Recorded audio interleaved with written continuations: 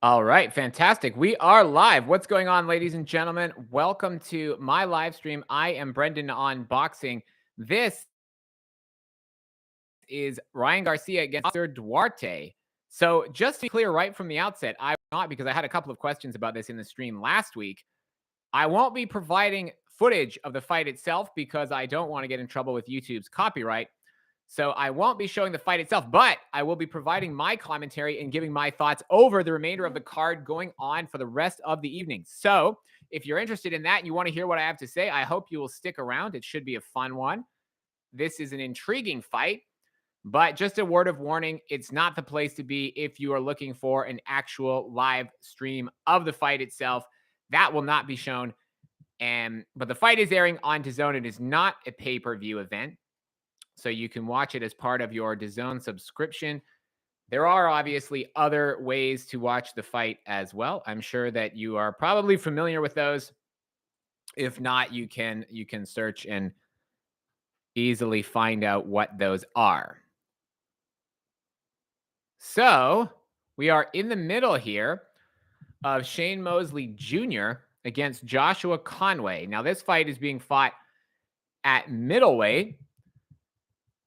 And truthfully, I'm not sure how many fights are actually part of the main card, because the entire show itself is scheduled to have 8 fights in total. And we've just gotten underway at 8 o'clock Eastern time. So the card started at 7 o'clock in Houston, where it's taking place at the home of the Houston Rockets. But the actual main card itself that I saw advertised only had 4, which was the Floyd Schofield fight, obviously the main event, this one, and the Darius Fulgham fight, which was preceding this one. For those that didn't see it, Darius Fulgham got a second round TKO victory over Pacino Hill. That fight was fought at super middleweight. So Darius Fulgham improved to 9-0 with 9 knockouts, actually, in that fight. So that was not necessarily an interesting one per se, but he's an interesting prospect in the super middleweight division. Super middleweight, obviously, I think realistically, it's not one of the deepest divisions in the sport, but it is going to be a little bit of time, I think, before we see Darius Fulgham mixing it up with the very top guys, because we do have a lot of big names, even if it's not as stacked as, let's say, the 135-pound division or even the cruiserweight division, which is one of the deeper ones in my opinion as well. So we're in between rounds here. I'm not sure, because this is my second attempt, or second week rather, that I've done one of these live streams. So I'm not sure how many people will be actually watching the fight itself and how many people will be simply watching the stream here. So I'm going to try and provide a balance of, as we see Floyd Schofield warming up in the background. Floyd Schofield, one of the most interesting prospects at 135 pounds, in my opinion. I'm super impressed with his mentality, his attitude, his skills in the ring. He's a prospect to keep an eye on, absolutely. And in one of the most stacked divisions in the whole sport.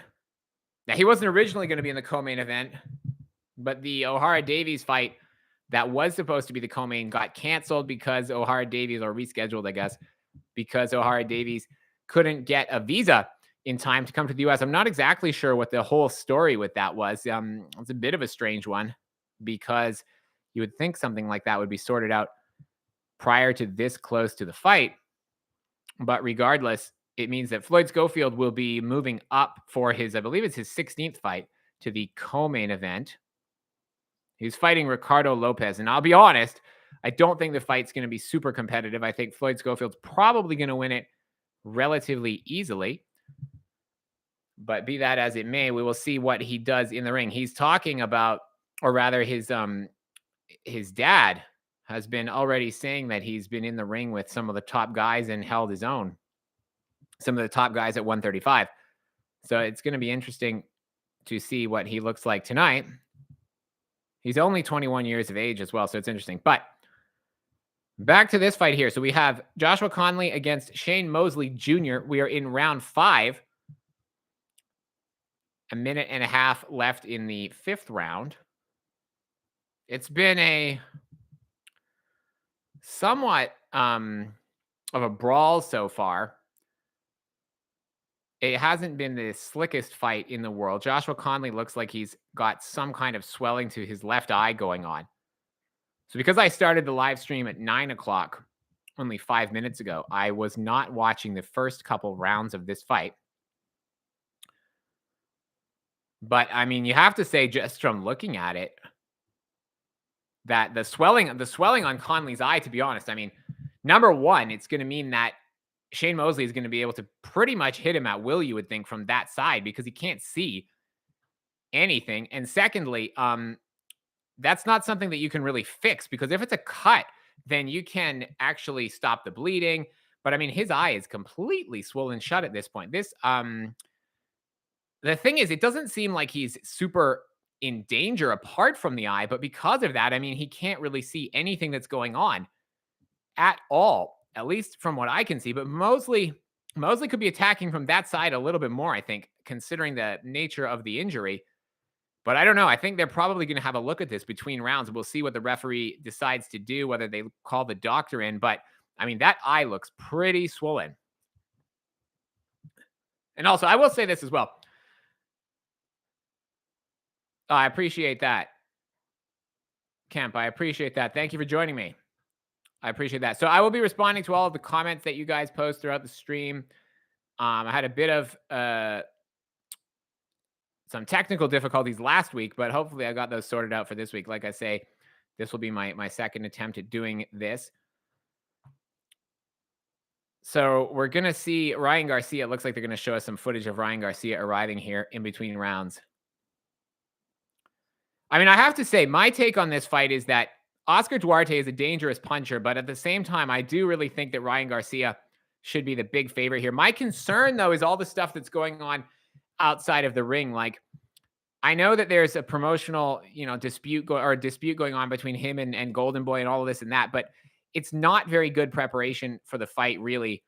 When you're actually like having a fight with your own promoter at the press conference, like regardless of who's in the right and who's in the wrong, when you're thinking about stuff like that, like I don't think it reflects well on any of them really. But I also don't think even if Ryan is totally aggrieved by what's going on and he doesn't think, or he thinks that they're even setting up to lose, like all of this and that, I don't know.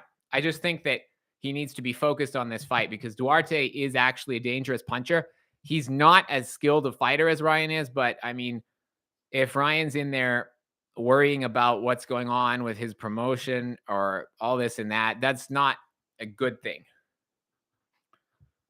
Like one of Ryan's strengths as a fighter is that he's got a lot of heart, but one of his weaknesses, in my opinion, as well, is he's very emotional.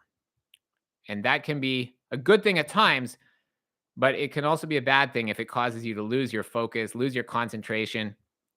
But we'll see. I mean, it's good that he has Derek James in his corner, I think. Only worried about Ryan's defense. Yeah.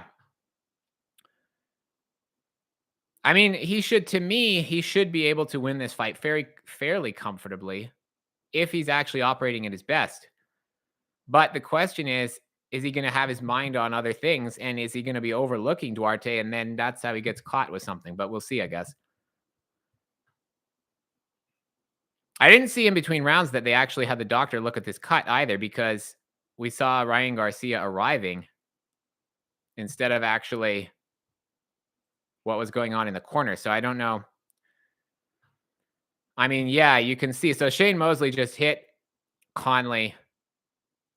It looks like this could be it here. I mean, he can't see, right? So how's he going to fight back? Like he can't see. He's trying.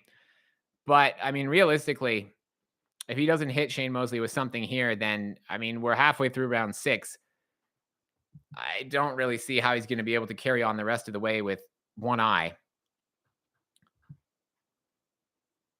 Yeah, he's just getting teed off on that side. He's inviting Shane Mosley forward, but realistically, he can't defend himself. I think the referee is going to be looking at this very carefully. He's managing to clinch a little bit, but the reality is he's kind of defenseless when anything's coming from that other side. So it's hard to tell. Now, I admit my stream is a little bit laggy. So now Shane's pushed him down, Conley to the canvas. It wasn't a knockdown, but Conley is on the back on the canvas. And he's taking his time getting up, honestly. So I don't think he's going to be lasting that much longer, because even though he wasn't actually knocked down as far as losing points, he was not bouncing off the canvas for sure. And now Shane's teeing off on him in the corner again. It's about 20 seconds left in the round.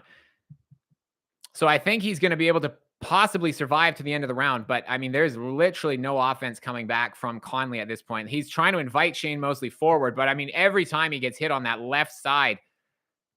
Oh, he did actually land a good body shot there, did Conley. Oh, and another one. I think Mosley just got a little bit carried away there. And he almost hit him with a hook. A left hook, I think that was, on the temple, but he missed. But he did, Conley, actually land a few decent shots there. But I mean, he looks out of gas in the corner. His eye is pretty swollen. I'll give him a lot of credit. But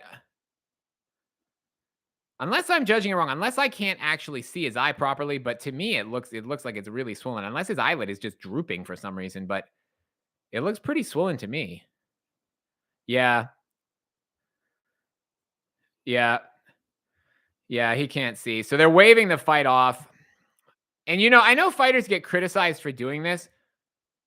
Joshua Conley here, he's told his corner he's got no legs, and they're waving the fight off. Now, fighters get criticized a lot for doing this, but to be honest, I think it's actually a smart thing to do. I know not all fans will agree with that, but if you know you can't carry on, you know you're just going to get beat up even more, then why bother to carry on and just take additional punishment for 6 or for 4 more rounds, 3 more rounds, whatever? What's going to be achieved by doing that? Yeah, he might, you know, display some heart and prove that he can tough it out, but the reality is he's going to take damage as well. If he doesn't, and if he gets out of here now, then it means he can get back into training and he can get back into the ring a lot sooner in a fight that he's actually going to win, because he wasn't going to win this one.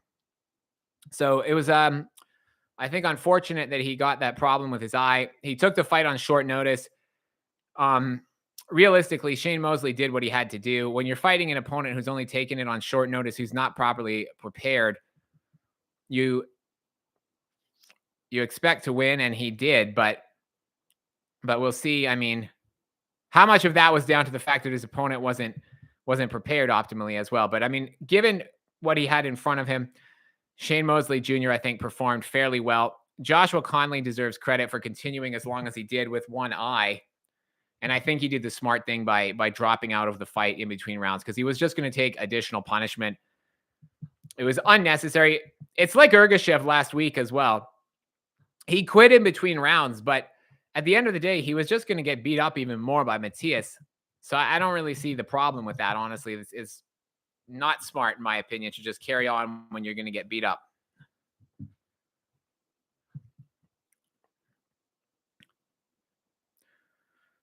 But Conley did land a few punches at the end of the round. But I think that was his last kind of gasp effort, really.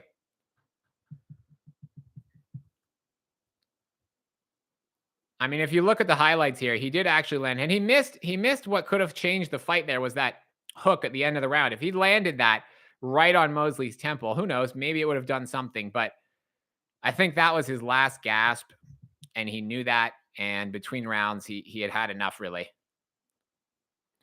mean, because whenever you see a fighter dropping his hands and inviting the opponent forward, especially when he's getting beaten up, in my book, it's a sure sign that he is running out of gas and he just wants to show some last minute bravado to try and, I guess, give himself courage or make himself look better. But I always see that as a bad sign whenever a fighter starts doing that. So they're just giving the official decision, and it'll be Shane Mosley by TKO. And he's won one of the WBA minor belts. So I guess that will put him somewhere in contention for the WBA championship at some point.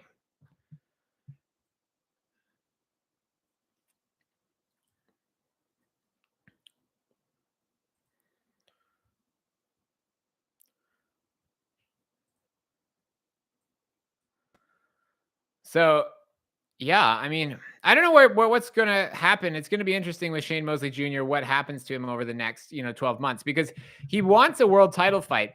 Now, if he wins this, or he did, sorry, because he just won this WBA minor title, in theory, that will move him up somewhere in the rankings to fight Erislandy Lara. Now, that fight, because, I mean, Lara, how old is he at this point? He's over 40 for sure, right? So he must be. I don't know. Lara's been around for a while at any rate. And if Shane Mosley Jr. gets a fight against Lara, that could be potentially a winnable fight for him. I don't know if I would pick him to beat the other champions. I wouldn't pick him to beat Charlo. I wouldn't pick him to beat him against Johnny Beck. I would probably pick Johnny Beck as well in that fight. But Erislandy Lara, if Shane Mosley Jr. can get a fight against Lara, I think because of his name recognition and what have you, there's a decent chance that he at least gets a shot at a championship at some point. But, I guess we'll have to see what happens.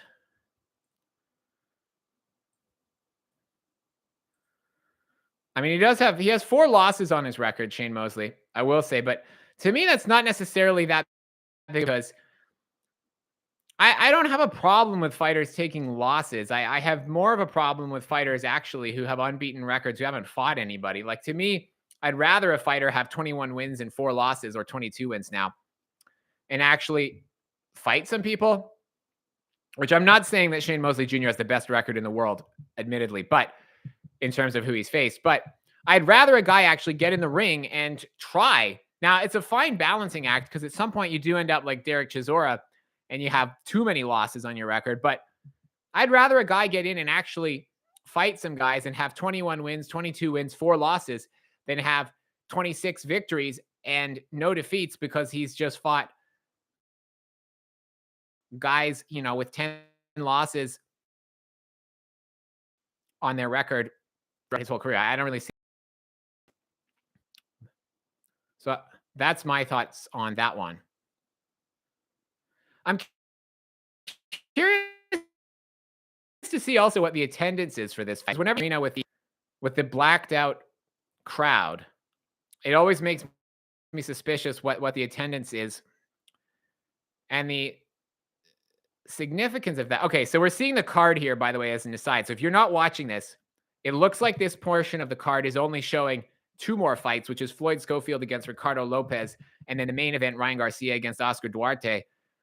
Now, there were a whole bunch of other fights on the card, but I'm assuming those took place on the pre-show. As I said, my live stream just started at 9 o'clock, so actually midway through this fight. But I'm really curious to see what Floyd Schofield looks like because I think he's one of the most interesting prospects in the 135-pound division. I mean, him, Andy Cruz, actually. I like Andy Cruz a lot, even though he's only had 1 professional fight. I think he could potentially be a world champion next year, even within his first 5 professional fights, depending on how the division plays out now that Devin Haney's vacated the belts. But Floyd Schofield, he's one of the top prospects. Andy Cruz, Frank Martin. Who else have we got? Keyshawn Davis. Keyshawn Davis against Floyd Schofield is a fight that there's a lot of they've been going back and forth at each other quite a bit, actually. They're with different promoters, but that would be a really interesting fight if that was to actually get made at this early stage of both guys' careers. Keyshawn Davis, he looked all right, but he didn't look amazing in his last fight. He was on the undercard, if I recall correctly. Keyshawn Davis last fight, he was on the undercard of the Johnny Beck Alim Hanala unification fight for the middleweight title. Now, Keyshawn, he didn't look great. He got the win. It wasn't his best performance, I thought. But if he and Floyd Schofield were to fight, that would be super interesting to me because they're both 2 of the top prospects in what's already one of the deepest divisions out there, because obviously you've got Lomachenko, you've got Shakur, Devin Haney's gone, you've got Tank, even George Gambosis or Kambosis. I always call him Gambosis, but it's Kambosis. I mean, who knows? Maybe he beats Lomachenko. I don't see it personally, but you never know. There's always a chance. I don't think that's the best fight to be taking, truthfully. Yeah, yet. But if I am this manager, that's what I would be putting him in with, because it's one thing to get these big fights. And obviously it's admirable, I think, that he's fought Teofimo and then he's fought Haney twice. And then he got that last win. But I mean, realistically, if he gets another loss, that'll be 3 losses in his last 4 fights, which, I expect he will lose to Lomachenko. So I don't know that's if that's what he wants to be doing at this point. But maybe or I mean, maybe he thinks he can actually win, and maybe he will. Who knows? But we'll see. So Kid Austin, Floyd Schofield, he's going to be fighting Ricardo Lopez from Tijuana, Mexico, coming up in the next fight. Now, realistically, it's a fight that Floyd Schofield is going to win. It's more a question of how he's going to look. He's 15-0 at this point as well. And the fight is being fought over 10 rounds. Now, Ricardo Lopez, it has to be pointed out as well, is a guy who has, I guess because he's a journeyman at this point, so he's lost 2 of his last 3 rather. But more interestingly, he's fought, basically bounced all across the weight spectrum, basically. So his last fight, believe it or not, he actually fought at 158 pounds. And then before that, he was at 135. And previously in his career also, he's bounced everywhere from 158 all the way down as low as 126, I believe, 125. So he's literally fought from 125 all the way up to 158. But the interesting thing is that he's bounced between them in the space of literally one fight. So he's gone up in weight by 20 pounds, and then he's come down in weight by 20 pounds, all in the space of 3 fights. And then he was at 140 not that long before that. I mean, so to me, when you've last fought in August at 158, now you're coming down to 135. I mean, realistically, that's not going to help his chances, I don't think. Now, he's naturally a smaller guy. I don't think he's naturally a 160-pound fighter, but still. Haney and Prograis is a pay-per-view fight. It's not a pay-per-view fight, in my opinion. I mean, I think that fight is, in my opinion, going to be more predictable than, I mean, put it this way. Haney against Lomachenko, which in my opinion, Haney lost that fight, but that wasn't pay-per-view. That was on ESPN, regular ESPN TV. So in my book, this one should not be on DAZN pay-per-view. I think this is a regular DAZN fight. I don't think Prograis has that great of a chance to win, in my opinion. I think Haney is going to win quite comfortably. Now, I might be wrong, but I'm certainly not the only one picking that way as well. I will say, in my defense, I know Clarissa Shields also felt it was going to be a pretty wide unanimous decision. Abel Sanchez said the same thing. So there's a bunch of people who have also been picking the same way. And everybody could be wrong. At the end of the day, Prograis has power. Maybe he hits Devin Haney. A few people pointed out that in my comments on the video that I made previewing the fight. It's possible that Haney gets hit with something and he goes down. But personally, I don't see it. I mean, you can only watch the footage and then try and make the most edited prediction that you can based on what you see. Because at the day, when you have 2 guys going into the ring, it's a cliche, but anything can happen. Have been huge upsets, obviously, in the sport. But can I watch the fights? Can I watch what Regis Prograis has looked like recently and honestly predict him to beat Devin Haney? No, I don't think so at all. In fact, I don't think Prograis is the number 1 guy in the division. I don't think he's even the number 2 guy. I would say the number 1 and 2 guys are Teofimo and Matthias in some order after that.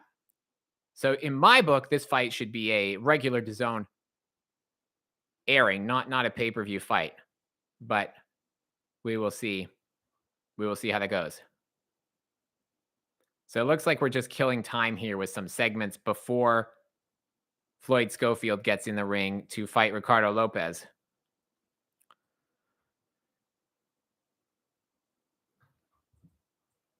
So we're just listening to Chris Mannix, Sean Porter, and apologies, but I don't remember what the other gentleman's name is. He presents a lot of the DAZN coverage, not just in the US, but on the UK shows as well. I don't remember what his name is, unfortunately, so I apologize for that. Hey, what's going on, Myth Rendier? Was tonight the end of Michael Conlan's career? Um, that's a good question.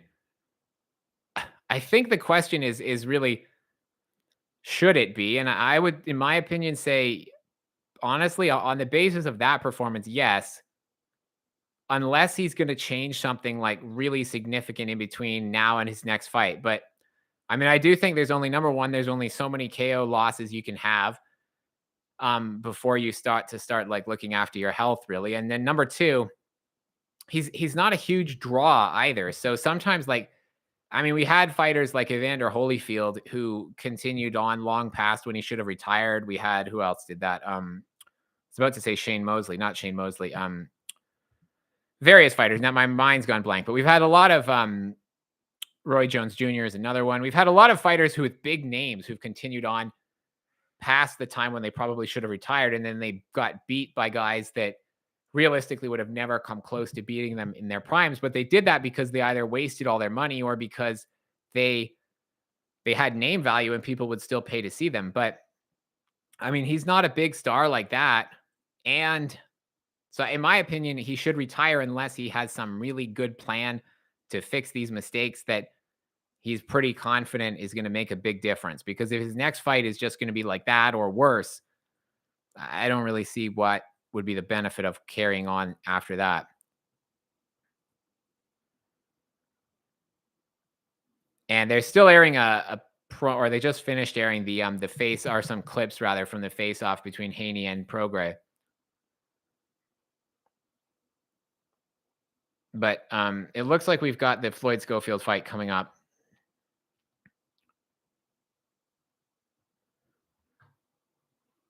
They're talking about what's the biggest fight that can be made financially in the 140-pound division. See, the thing that bugs me about this question though is that at the end of the day, like the fans aren't getting actually paid if the fighter makes more money or something like that. So it's not really like a case to me where I care, what's the biggest fight financially. Like there are fights that in theory are going to do a lot of money at the box office and they don't. So it's all just guesswork at the end of the day. Like we never know. And also the other thing is as well is I think there's a difference between a fight being profitable and a fight generating a lot of money because there have been big fights that have taken place this year and you see reports about how much money they actually made. But then you have Showtime dropping out of boxing, and it makes me question how actually profitable were a lot of these fights. Because if they were super profitable, then you wouldn't have Showtime actually exiting boxing. So I think the problem a lot of the time is that the fight makes, whatever it is, a huge amount of money in terms of gate receipts and some amount of money in pay-per-view sales. But by the time you've paid the two fighters, Tank Davis against Ryan Garcia would be an example of that. By the time you've paid the two guys however much they were being paid, and then you've paid the undercard fighters and you've paid the production staff and you've paid to rent the arena and you've paid all these different costs, how much profit is actually left over for the people putting on the event at the end of the day? Because and I'm pro fighter. I'm not saying I'm on the promoter's side, but just think about it from the promoter's point of view. You have to put on the financial risk of staging these events. You have to rent the arena. You have to start paying to market the event. You have to pay the fighters. Like you have to do all of these things before the event actually generates a single dollar. So it's a risk every time you do that. And if the profit margins are really small, like if you're having to pay these fighters a ton of money, I don't think we've ever actually seen any concrete numbers on this. So correct me if I'm wrong, but I seriously wonder how much money Errol Spence against Terrence Crawford actually generated because in terms of profit, because if you actually look at how much the two fighters were reportedly paid and then how much revenue the event supposedly generated, there's not a huge difference between those two numbers. And when you factor in, like I say, all the other costs, the promoters and the network might look at that and say, we take a big financial risk to put these events on. And if we're just kind of barely squeaking through with a profit, I don't know. I think that basically what I'm trying to say is we need to put on good competitive fights. But we need to do that, I think, throughout the card and not just rely on the main event, because otherwise what that also means is that if that doesn't generate sufficient interest, you end up paying those guys a huge amount of money. And it means that you need to generate a huge, huge amount of money in order to actually make it worth the risk. So I don't know where I'm going with this. Basically, I think that in order for these events to be profitable, the fighters need to be paid well, but there needs to be competitive fights on the card. And there also needs to be, I think, reasonable demands on the part of the fighters as well.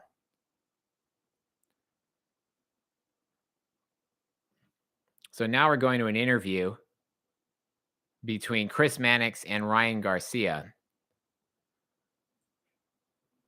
Now, I do like Ryan as far as his skills in the ring, but I have to be honest and say that I do question his mentality, honestly, as far as being able to be an elite fighter. Because he says all the right, well, he says, I wouldn't say he says all the right things. He says a lot of the right things. But he also gets, in my opinion, he's a little bit too emotional. And I know this is a controversial thing to say, but I don't think it's a great sign that he had to take an extended break from the ring in order to deal with these mental problems, because he admitted that actually during that time off, it made him less basically ready to fight because he had a lot of time off. He had a loss of structure. He wasn't, I think, training regularly. He was out of his routine, had more distractions, like all of these types of things. So for me, like Ryan has the skills. My question mark about him is his mentality. And I think he has a lot of heart. I think he's able to fight and thrive off of emotion. In fact, my analysis of him is kind of that he strikes me as somebody who I think he almost a bit like Derek Chisora. He seems to almost thrive off of the emotion and being angry and needing to prove himself. Like he really strikes me as someone who has a chip on his shoulder and wants to be able to prove himself and prove people wrong.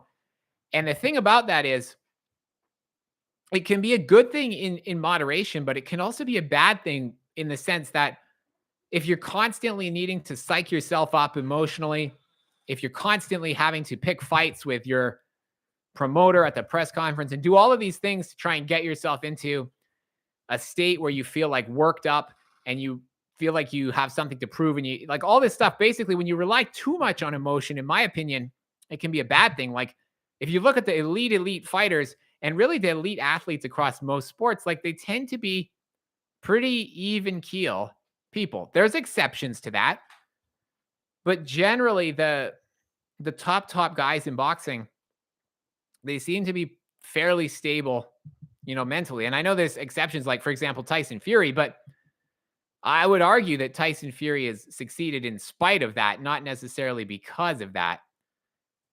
And we'll also have to see what happens with the Usyk fight. And if he loses that one, then I think people are going to have to, or are going to have a little bit of a different take on his kind of erratic behavior. And you're going to have actually, I think, a lot of people coming out and saying that they suspected that Tyson Fury was going sideways a little bit, but not everyone was saying that before the Francis Ngannou fight. But we'll see what Ryan looks like. Like I expect him to win this fight. I think that Oscar Duarte is an opponent who I think I have to give actually Ryan Garcia a lot of credit for this. And I will give Golden Boy a lot of credit for this fight in the sense that they've picked an opponent who I think looks a lot more dangerous than he actually is. Now I'll say that and then Ryan will get knocked out here. So then I'll look like a fool. But just on paper, I think that Duarte, because of his punching power, he looks like a dangerous opponent. And it's easy now to promote this fight and say, as Oscar did, that he just got knocked out by a punch to the body from a power puncher. And now he's going back in against another power puncher who has a vicious body attack. And on paper, that sounds really dangerous. And there is a possibility that he gets knocked out here. But on the other hand, I think that Duarte is a very limited fighter in terms of his foot movement. He's very, very stationary. And Ryan is in my opinion, like he's a level above him skill-wise. He's got speed, he's got power. His footwork is better than Duarte. And so as long as Ryan doesn't go in here too emotional and just go crazy, because I think Ryan's problem is that when his defense gets sloppy, when he's going in there to try and prove himself, I think show that he's tough and that he can, be a warrior. And that's admirable, but he doesn't need to be doing that against Duarte. And I don't think that's what Derek James is going to have taught him to do. So I think that, Derek James as his trainer, I know Derek James has had a lot of bad publicity recently because a bunch of his fighters have lost. And I think that does, raise some questions. I don't think it's totally unfair to question Derek James' status as the top trainer, given that he's had a number of significant losses recently, or several significant losses recently. So I think it is going to be very interesting. I think personally, he probably still is a very good trainer, but it's going to be interesting to see, how does Ryan Garcia look? What improvements has he made, if any, or possibly does he even look worse?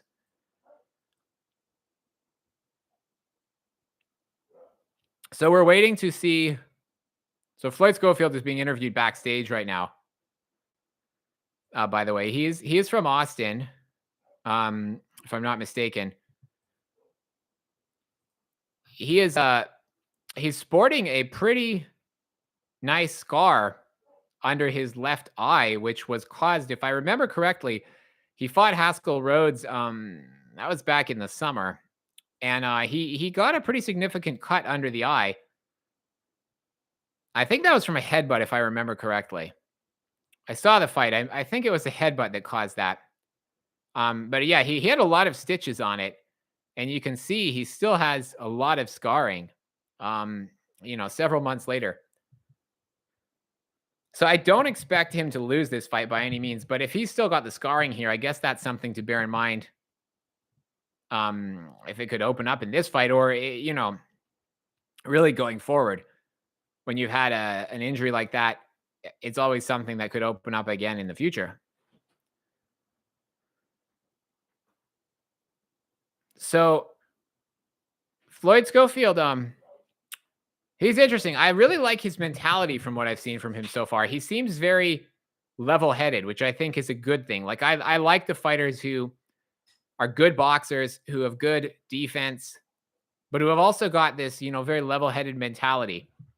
That doesn't necessarily mean that they can't be entertaining. He does seem like an entertaining guy, but he doesn't seem to be I don't know how I describe it, but his mentality just seems very stable, basically. Like, it doesn't seem like he's too emotional. And I think that's a good thing. His dad seems a little bit more I don't want to say erratic, but his dad really is bigging him up quite a bit. His dad's told some, I think, contradictory stories, because I've heard his dad say that he's been in camp with Tank, and he was kind of implying, he said he was been in camp with Tank twice, which is true. But the way the dad was saying it, he was kind of implying that he had actually sparred Tank and that he'd done well against him. And then Haney, and then Schofield himself, Jr., was basically saying that that wasn't true and that he never actually sparred Tank. So the reason I say that is just to say that the dad says a lot of things, and I guess it's worth taking some of them with a grain of salt, because obviously he's very proud of his son. Because if you don't know, Floyd and his dad were apparently homeless at one point, actually for about 3 years, apparently. They were homeless. And so what I'm saying is the dad was obviously quite proud. But at the same time, he's writing a lot of checks with his mouth that his son is going to have to back up in the ring, basically. But I do like Junior as a fighter a lot. And I also, by the way, I'm not discrediting the dad either. I mean, his son is a very talented fighter. And so the dad obviously knows what he's doing to some extent. It's actually interesting that a lot of the guys, the top guys around this weight division, have actually got their dads in their corners. Bill Haney, obviously. Shakur's not his dad, but his grandfather. Schofield. Who else? Probably others as well. As Ricardo Lopez is making his way to the ring here. Like I said, the interesting thing here is he actually fought at 158 in his last fight, if I'm not mistaken. And then he was at 135, and he was at 140 before that. He's been up and down throughout the weights his whole career. So I think that, and he has, like I say, 7 losses on his record at this point. So I think it's fair to call him a journeyman realistically. The odds on this fight were pretty astronomical. I can't remember exactly what they were, but I want to say Floyd was a minus 2,000 favorite, 3,000, maybe it was even 4,000. He was a minus several thousand favorite. So he was a pretty significant favorite to win this one, and I think that's fair. All right. So we're about to see Floyd Schofield himself making his way to the ring. I keep wanting to call him Floyd Patterson for some reason. I don't know where that keeps coming from, but that is Floyd Schofield. Kid Austin is his nickname. He's from Austin.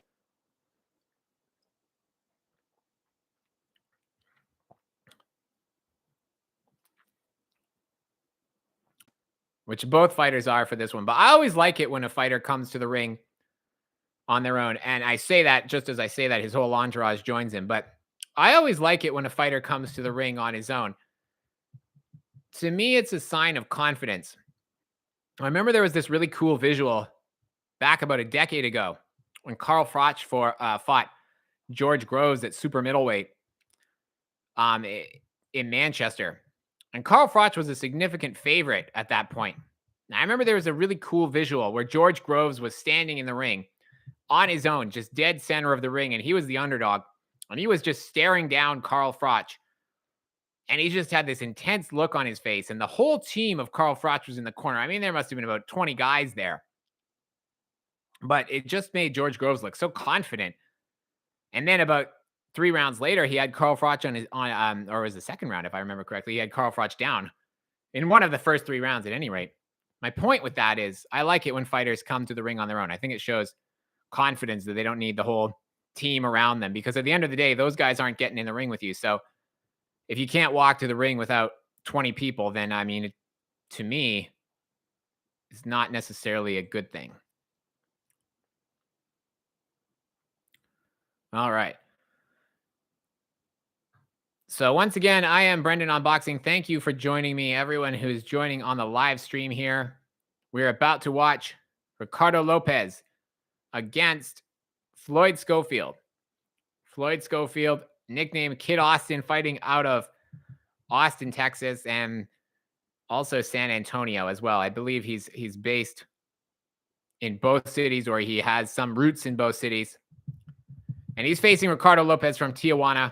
Ricardo Lopez, realistically, a journeyman fighter with 7 losses. Floyd Schofield, the prospect, one of the hottest prospects in the 135-pound division. I'm sure Golden Boy has very high hopes for him. He's trained by his father, Floyd Sr., I believe. I believe that's his primary trainer. I think he's been in with some other trainers as well, but I think his dad, Floyd Sr., is the primary trainer. I'm not sure if Floyd Sr. had any boxing background himself prior to training his son. Obviously, some of the dad coaches do, and some of them don't.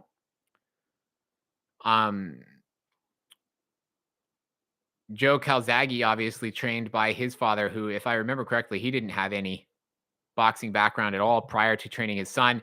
And obviously, Joe Calzaghe had an undefeated career with a win over Bernard Hopkins, who we just saw in the ring here.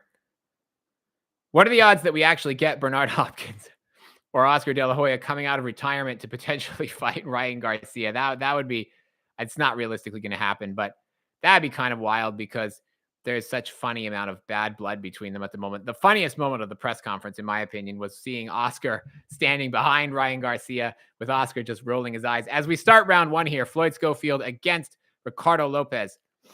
So this one's scheduled for 10, excuse me. Floyd Schofield already looking very impressive with the jab here. He's boxing in and out. He's peppering Lopez with the jab. He's trying to find his range. He's trying to get through Lopez's guard, and he's already landed a couple of shots here. He's very fast, Floyd Schofield. I rate him very highly, by the way, in case you can't tell. He's a very three-dimensional prospect, in my opinion. Like, he's a well-rounded fighter. He has flaws, I'm sure, but he does everything well. He does everything well, at least up to a certain level, meaning that he's a very well-rounded fighter. I like him a lot. I like his mentality. He looks calm and in control here. He looks very intense, focused. And I think he can have a good performance here. Oh, and he's already got Lopez down with a jab. Now, Lopez here, he's not badly hurt. He's not on wobbling legs or anything.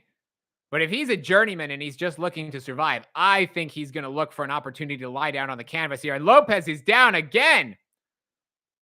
Oh, my goodness. Now, I thought Floyd Schofield was going to win this fight, but I did not think he was going to win it this quickly because his last one lasted heck of a lot longer than this against Haskell. I think this is going to not get out of the first round, and he's down again, Lopez. I'm going to be honest. He's looking for an opportunity to lay down on the canvas, and I don't blame him because he's taken 3 jabs, and he's been put on his back 3 times. I'm sorry if the volume is too loud, by the way, but I am excited because Floyd Schofield has put Ricardo Lopez on his back 3 times. Now, Lopez has actually got back to his feet, and he's been knocked down again, and the referee has waved the fight off with exactly 1 minute to go in the first round. Wow. Now, that was an impressive performance from Floyd Schofield. Again, I was about to say Floyd Patterson. But his last one actually was I can't remember. It went the distance anyway. I think his last fight against Haskell was over 10 rounds, I want to say. And regardless, that fight went the distance. And before that, he got a knockout in his fight before that. But his 2 of his last 3 went the distance. I remember that because I've seen Floyd Schofield a couple of times now. And so this was what I'm trying to say is this was not necessarily, he has 12 KOs on his record now, but this was not necessarily what you expected in this fight. He got Lopez out of there a lot quicker than I thought. I was expecting this fight, honestly, to last 5-6 rounds, maybe even the whole distance, depending on how crafty Lopez was going to be in there. But he got hit with that jab. He went down.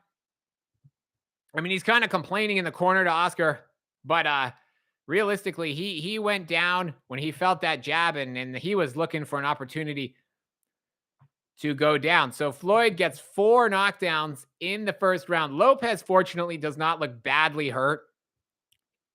He's not badly hurt by any means, and I'm glad. I never want to see fighters get badly hurt. I know people like to see knockouts, but I never like to see fighters get badly hurt. I really don't. I know people say that, but I really don't like to see fighters get badly hurt. So I'm glad Lopez is actually okay. He looks okay at any rate. He got knocked down 4 times, but he got back to his feet each time fairly quickly. And he did actually continue swinging, truthfully. I think he was feeling sorry for himself a little bit here. I won't lie to you. But Floyd Schofield, wow. What a performance. What an impressive knockout. Now, there's a limit to what you can tell from a performance like this, just because when your opponent's not really doing a whole lot, you can get away with things potentially when you're not being tested. But having said that, what's impressive for me here, I mean, look at the upper body structure of Schofield. His shoulders are huge. His biceps, his triceps, like his upper body is huge for the weight. He's very muscular looking. I know he's said in the past that he wants to finish his career up at 154, and I can see that based on his structure, he will be moving up the weights throughout his career.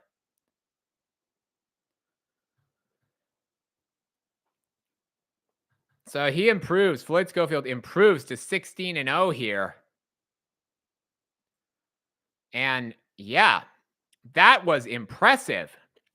Not the fact that he won, because make no mistake, he was going to win this fight unless something went drastically wrong. But the fact that he effectively ended the fight in the first minute of the fight, because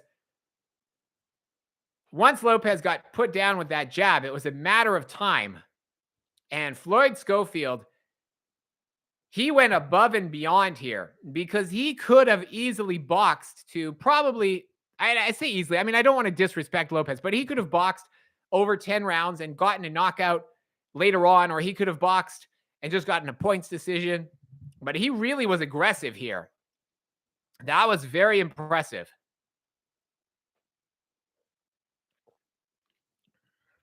And I think Oscar is going to be very, very pleased about that. So we'll see what happens in the main event. I don't know if this will affect Ryan Garcia at all, because I'm sure he'll be watching this in his dressing room. So we're hearing Floyd being interviewed, and let's just hear if he's saying anything interesting. He thanks his opponent. He seems like a very polite, humble, nice guy.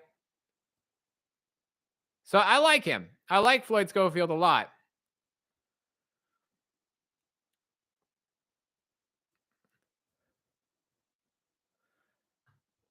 So he says he started boxing at 2. So think about that. He's been boxing for 19 years at this point, and he's only 21.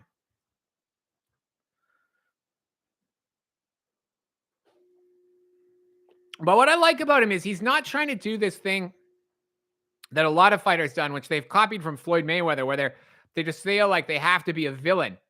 And when Floyd was doing it, he was doing it at a time where most fighters wanted to be a baby face, if you want to use a wrestling terminology. And so it was kind of edgy because Floyd became, again, if you want to use a wrestling terminology, he became the heel when he fought Oscar. And Oscar was the baby face, especially with the Mexican fans, with the Spanish speaking fans, the Golden Boy. I mean, all of that. And Floyd was so antagonistic towards him at a time where Oscar was at the top of his game that it earned him a lot of enemies. And that's where he kind of became a wrestling heel. And then when he beat Ricky Hatton, who was another babyface fighter with super passionate British fans, and then and Manny Pacquiao was obviously a babyface fighter as well, if you want to use that terminology. But the thing about it is now, in my opinion, a lot of fighters try and be a heel, not because they're necessarily unlikable, but because they feel like they have to be this villain persona to try and sell more tickets. But it doesn't work if people can tell that you're trying to be hated, in my opinion. Once people figure out that you're trying to be disliked, especially when you don't have accomplishments that people are jealous of, because the thing is, Floyd had established himself to the point where people wanted to see him lose. But that's not a case with a lot of fighters. They just want to be a villain because they saw Floyd Mayweather or other fighters do it. But my point with all of this, and I've gone on a huge tangent here, is just to say that I like the fact that Floyd Schofield is willing to be himself, or at least he's willing to be a nice, polite, humble guy, if that's what comes more naturally to him. He doesn't come across as somebody who feels like he has to be a villain just to sell tickets. And I like that.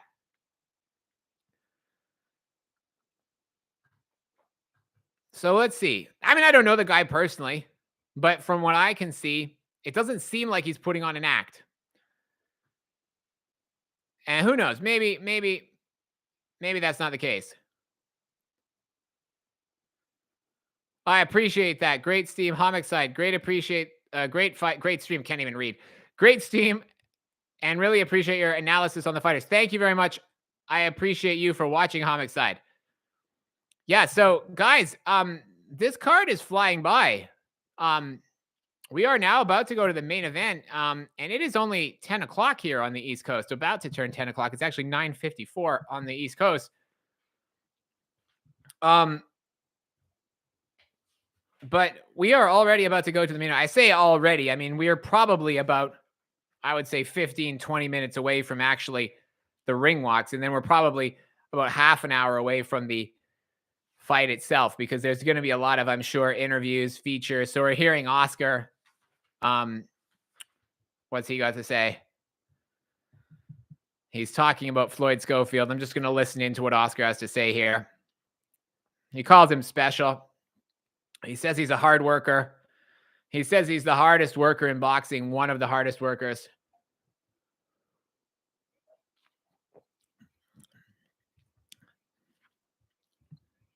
He says he loves the attitude and the work ethic of Floyd Schofield. And I agree. I agree with that. I think he has a good attitude from what I can see.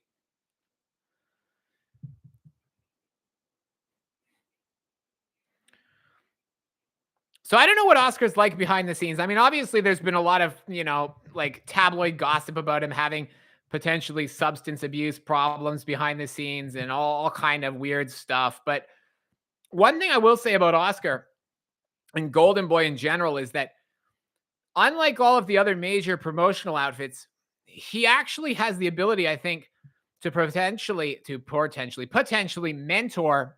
Oh, that's interesting. I don't know if this fight was announced already, so I'm just going to interrupt my diatribe to say that they have announced Jaime Munguia against John Ryder for January 27th. I didn't catch where the location was for that fight. I don't think that one has been announced already. If I'm not mistaken, this is a new fight announcement. I haven't seen that one. Correct me if I'm wrong, if you guys had seen that one announced already.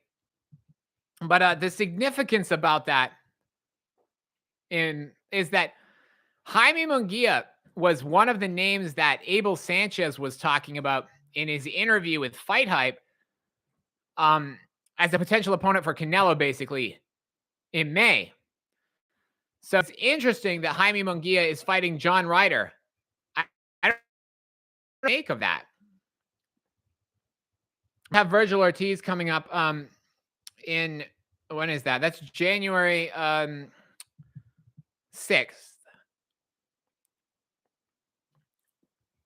But yeah, that's an interesting one. John Ryder against Jaime Munguia. I don't know. Like I say, I don't know if they announced the location for that fight, and I missed it. But yeah, the January 27th is apparently for the day. I don't know if it's Vegas. A lot of the Golden Boy fights tend to take place either in Vegas or in California. Interesting. So that fight is yeah, I think that's a new announcement. But hey, that is an interesting one. I think that means that the Canelo fight is not going to be against Munguia, or if the idea is that he beats John Ryder and then potentially can still fight Canelo in the May. I don't know. We'll have to see, I guess. So now we're going to an ad break here.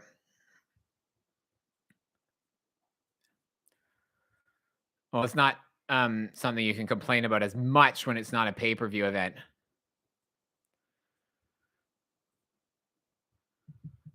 I wonder what the viewing figures are going to be like for this as well, because there's a lot of obviously big college football games on this evening as well. The Georgia-Alabama game just ended. Iowa game, Florida State is playing Louisville. There's a lot of games. I don't know how much that's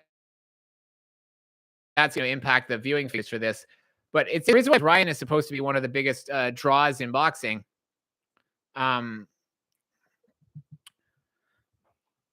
And so it'd be interesting to see, like, without Tank, basically, how much does this fight generate in terms of, interest, especially against an opponent who isn't a huge name, basically. But we shall have to wait and see. So now we're just in ad breaks here. We've had some movie trailers and different stuff.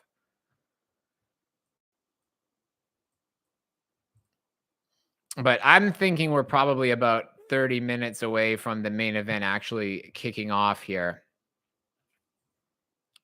By the time that we get the ring walks, 818 Zane, who is fighting right now? So right now, Zane, nobody is fighting right now. We just Lopez, but there is actually not a fight going on right now because we are waiting for the main event to start. So we're waiting for Oscar Duarte and Ryan Garcia to make their ring walks. I'm guessing that because we've just hit the top of the hour here, so I'm guessing that what's going to happen is on my stream. So apologies if my stream is running behind what you guys are seeing, but on my stream, I'm still seeing ads. So I'm guessing that now that we've hit the top of the hour, we're going to get, they'll come back basically, and the fight will be taking place. Probably the ring walks, I think, will probably give, 15 minutes for the ring walks and the introductions. And then we'll probably be getting the fight starting somewhere between 20 to 30 minutes from now would be my best guess. Now, the interesting thing to me about this Floyd Schofield win is that what impact will that have on Ryan Garcia? Because Ryan obviously has been having a war of words with Golden Boy. Floyd Schofield is a prospect in the 135-pound division, and Ryan's obviously at 140. But the bottom line is that Ryan's an emotional guy. He wants to prove himself, and he wants to prove to people that he can be improved significantly since his fight against Tank under Derek James and all of this stuff. So what I'm getting at is I wonder whether we're going to see him coming out potentially wanting to get an early knockout just because he, a divisional rival or someone around his weight class who's being promoted by the same guys that he's having this war of words with just had a very impressive performance. So what I'm getting at is if Ryan comes out more aggressive because he wants to now go out and do what Floyd Schofield did, I think that could mean that either the fight ends quickly, but it could also mean that Duarte has a better chance of winning.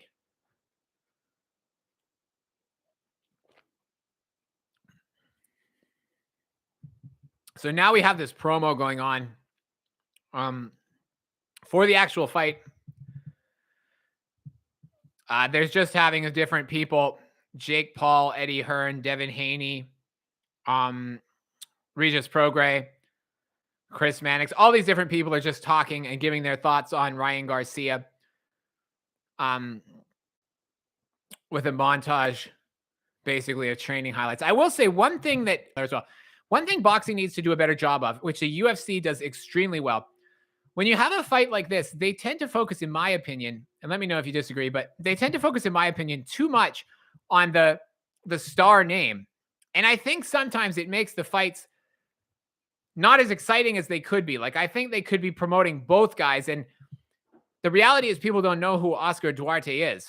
And I think they need to do a better job of actually telling us what he's like so that we feel like this is a 50-50 fight. We feel like this is a dangerous fight. Because the other thing, too, is you never know what's going to happen. Maybe Duarte actually wins this fight. Maybe let's say that happens. And then, people don't know who he is. Whereas if you build him up beforehand and people know who he is, it means that if he does win the fight, then you're already prepared, basically. And it also then it insulates Ryan Garcia a little bit as well. Because if he somehow loses this fight to a guy that you've built up into potentially a dangerous opponent, you've told people a lot about him and so forth, then if Ryan Garcia somehow loses, then it's a lot more palatable, I think. It doesn't look like, wow, he just got beat up by this guy that nobody's ever heard of. So I think both from Ryan Garcia's point of view and Duarte's point of view, the promotion point of view, every point of view, they can do a better job, I think, of actually building up the opponent as well as just the name fighter, basically. Because at the end of the day, boxing needs more name fighters. It needs people to say who's going to win this fight, Duarte, Ryan Garcia, and know who Oscar Duarte is. Not just be looking at this and saying, oh, it's Ryan Garcia against somebody. That doesn't work as well, in my opinion. So we're now interviewing Virgil Ortiz Jr. They're talking to him about his upcoming fight in January. Yeah, they're talking to him about his upcoming fight. And that is January 6th in Vegas. It's at the Virgin Hotel, I think, in Vegas. I'd like to see Virgil Ortiz live. He's a fighter that I'd like to see live. I mean, I think him and Boots Ennis, a lot of people consider to be the two names that will carry that division after Crawford and Spence are gone. Whether they retire, move up to other weight classes. So they're just talking to Virgil Ortiz. He's telling about the illnesses that have kept him out of the ring and the frustrations that he's had and this and that.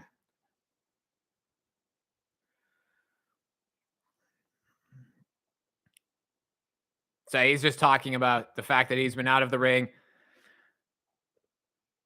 but the fact that he's been in training and then he's had health problems. His opponents have pulled out of fights because of injuries.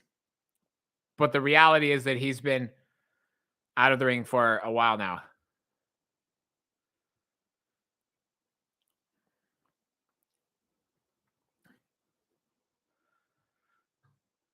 But Virgil Ortiz is a fighter that I have not seen yet live in person, but I would like to. Maybe I'll go to that one in January. It's possible.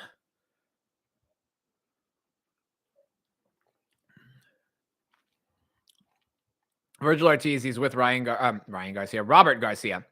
Robert Garcia, one of my favorite trainers. The thing I like about Robert Garcia is he's been so accessible for years. I mean, I've learned a lot about boxing from Robert Garcia. Um, I've learned a lot about boxing from Robert Garcia, and I like the fact that he always keeps it real. He's very intelligent about both the boxing side of it, but also the business side of it. Just a wealth of knowledge in terms of all aspects of boxing. Robert Garcia, one of the best trainers in my opinion. And I don't think all of the name trainers necessarily are great trainers. Like I think there are name trainers in boxing who have big names who are not necessarily as good as their reputations maybe indicate that they are. But Robert Garcia, one of the most well-known trainers in the sport, but I think also one of the best trainers in the sport, in my opinion. But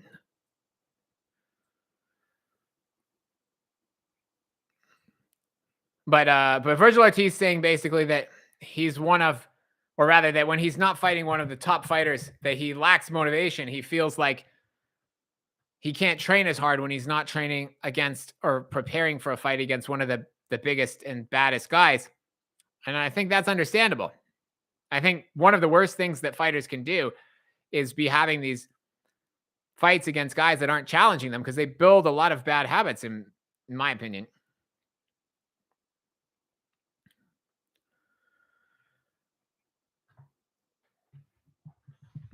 So Virgil is talking a lot about how he feels that he's out of sight and out of mind. And while he's been inactive, he feels like people have forgotten about him, and he's been struggling a lot with being at home, not having a routine, this type of thing. And Ryan Garcia talked about the same thing. So they're doing some backstage interview now. So I think we're still 20 minutes away from the actual start of the main event. The Lupe Fiasco is being interviewed.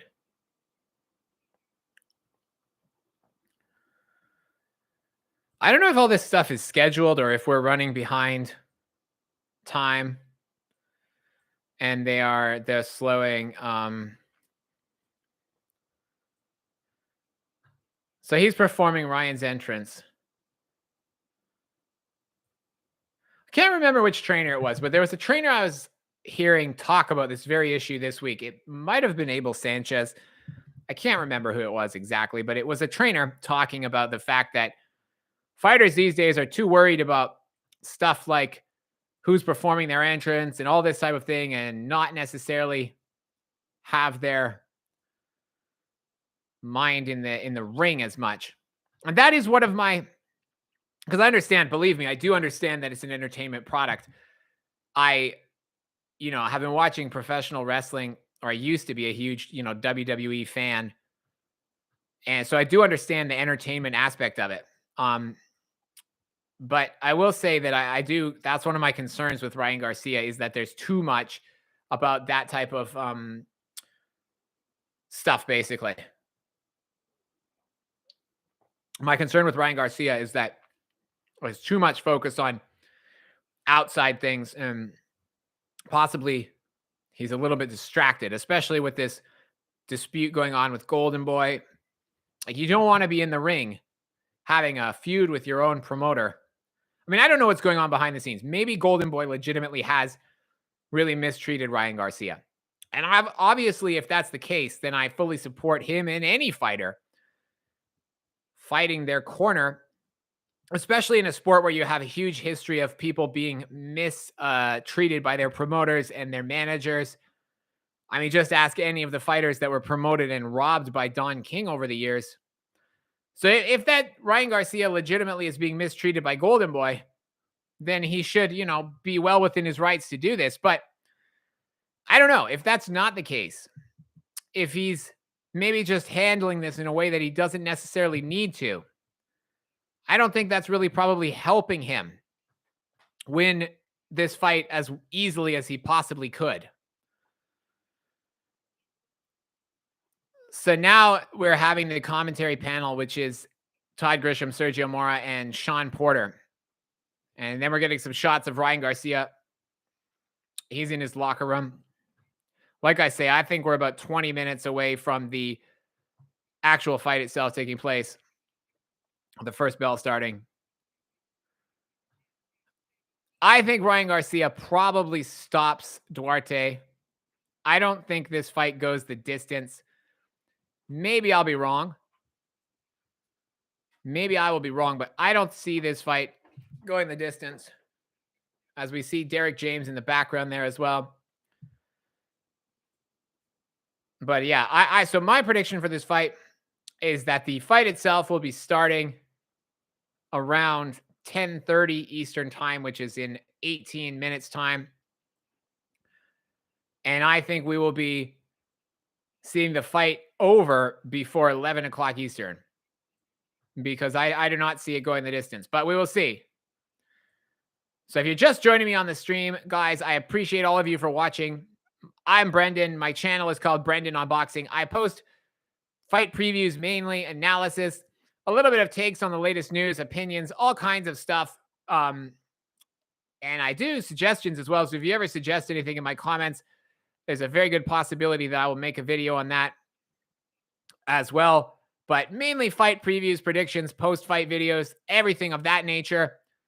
And I'm hoping to grow my channel quite a bit coming up here. I really enjoy doing this stuff, and I appreciate all of you for watching. Hopefully, in the long run, it can grow and become one of the more entertaining and informative boxing channels on YouTube, because I've been following boxing on YouTube for a while now.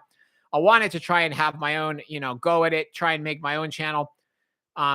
But because I've learned a lot, I really want to try and do a good job and turn it into one of the more informative channels out there. I want to start, hopefully, bring in some new types of content soon as well. I'll be doing that, so look out for that in the next couple of weeks.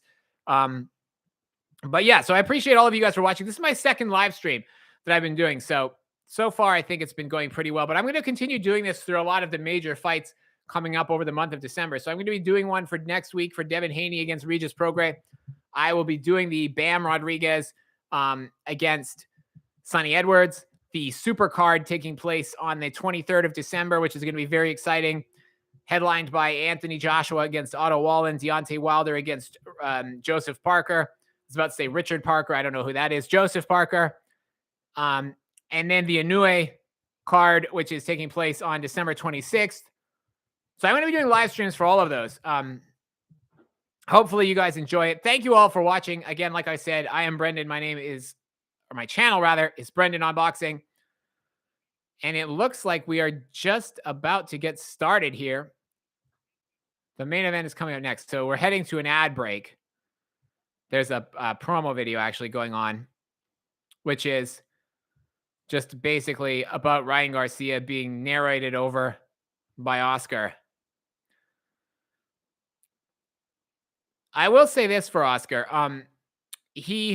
Like I touched on this a little bit earlier, but he's in a unique position amongst the other promoters to be able to actually, I think, advise fighters in a way that the other promoters can't, because they weren't they weren't even boxers. Like Eddie Hearn, Bob Arum, they never boxed. Al Heyman, I don't know. I don't think he ever boxed. I could be wrong, but I'm not aware of Al Heyman ever having a boxing career. Frank Warren never had a boxing career. So a lot of the other, top promoters in the UK, in the US, they didn't have a boxing career. And that doesn't necessarily mean that they don't know anything about the sport. I mean, obviously they're some of the top promoters, but what I am saying is it just means that Oscar and Bernard Hopkins, that's a unique selling point that they have, is they actually both had legendary Hall of Fame careers themselves. And so there's some unique amount of wisdom that they can impart to their fighters, potentially, which the other promoters might not be able to in quite the same way, and maybe not perhaps be able to relate to them in quite the same way. So let's see here. We are looks like just about to start the ring walks now. So, yeah, I'm thinking my prediction is probably pretty accurate that we'll be actually hearing the first bell in about 15 minutes time, right about 10:30. So Ryan Garcia against Oscar Duarte. Ryan Garcia 23-1, obviously losing to Tank Davis, and Oscar Duarte 26-1-1 with 21 KOs. He's got power, I'll say that. His footwork is very slow. His defense is not the best, but he has power. He has a vicious body attack actually. Duarte, he really comes forward. He comes forward and he hits guys with a vicious body attack. I'll be honest, I'd never heard of him before he was announced as Ryan Garcia's opponent. So when I was watching some of his fights, I didn't know what to expect. But the first thing that struck me is he had a lot of power. And I will say, even though Ryan Garcia is the more skilled fighter, and even though he is going to still be the more skilled fighter after this, even if he loses in terms of boxing ability, if Oscar Duarte hits him to the body, if he hits him to the body in the same way that Tank did, and if Ryan Garcia feels the power, there is a possibility that Ryan Garcia goes down in this fight. So even though I expect him to win, even though I expect Ryan to win by knockout, there is absolutely possibility that the upset could happen here. So Oscar Duarte making his end. Joe Martinez doing the ring introductions here from the Toyota Center in Houston. We've got Bernard Hopkins and Oscar De La Hoya in the ring. The funniest thing about that is they're having to try and behave professionally and promote this event while Ryan Garcia and them are having this big falling out. But Oscar Duarte now doing his entrance to the ring. He's a very good athlete. Like, he's very athletic. He's very powerful. He's very physically strong. What he lacks is just boxing skills, basically. That's it. Like, he's got fast hands, athletic, but he's just raw in terms of refined boxing skills. That's pretty much it. Roy Munson, how are you doing? I am good, sir. How are you? So we have got Oscar Duarte doing his ring walk here.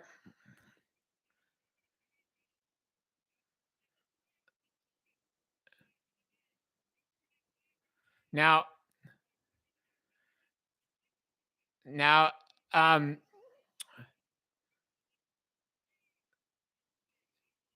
so I'm just listening. So I'm just listening to what the commentators are saying about Oscar Duarte as well. I don't know how many of you have actually got the fight on itself, how many of you have actually got the commentary, but I will be commentating as though you are not able to see what's going on, just because I know last week a lot of people were actually, I was surprised how many people were not actually watching the fight itself. So I will be commentating as though you cannot see what's going on. So apologize if you are not a fan of that. But yes, Oscar Duarte is in the ring. He is made his entrance. He looks relaxed. He looks relaxed. He's playing to the crowd a little bit. He's getting a decent reaction, actually. He's getting some cheers. I'm assuming it's mostly Mexican and a Mexican-American crowd here, because obviously you have a Mexican-American fighter, Ryan Garcia, and then a Mexican fighter in Duarte. Ryan Garcia sounds like he's getting more cheers, but Duarte did seem like he got a few as well.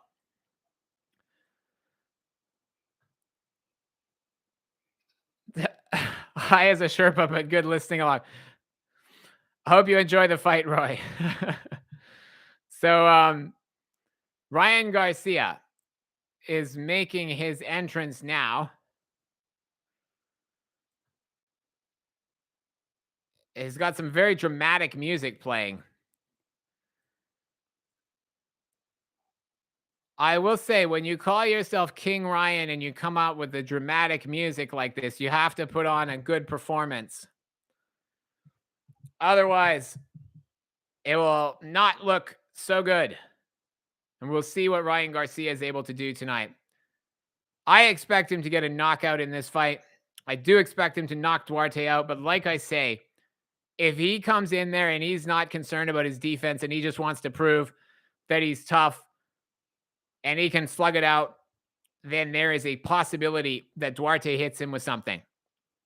It does sound like there's actually a mixture rather of cheers and boos from the crowd. So Ryan does seem to be getting a lot of cheers, but he also seems to be getting quite a few boos from the crowd. He's going to be played to the ring by Lupe Fiasco, who's performing his entrance, I believe. This is his first fight under Derek James as well, who's accompanying him to the ring in the background.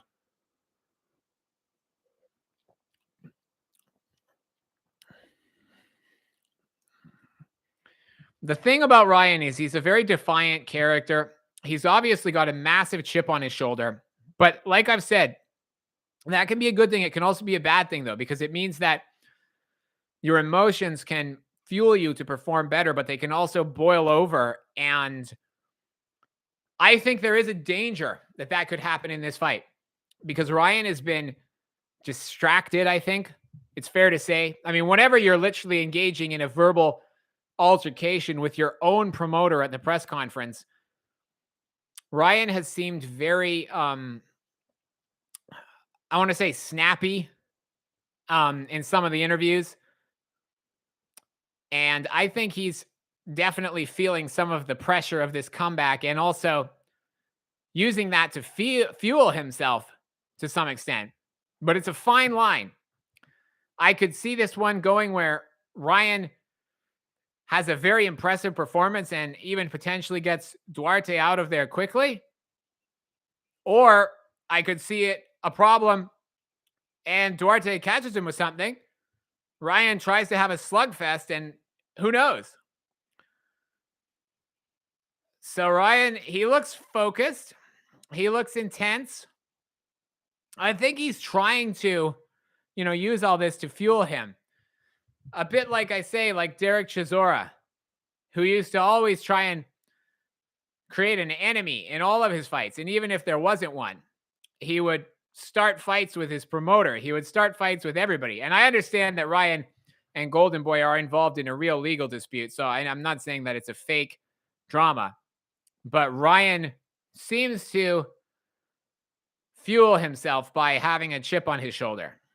And we will see if that turns out to be a good or bad thing in this fight. So if you are joining me just now, like I say, thank you guys. I am Brendan on Boxing. We are about to get started with the main event. Oscar Duarte and Ryan Garcia have both made their entrances to the ring. They are standing and waiting for Joe Martinez to conduct the official introductions of both fighters. I don't know if they'll be playing the national anthems as well. It doesn't look like it. It looks like we're just getting straight into the introductions. So we are live from Houston, Texas.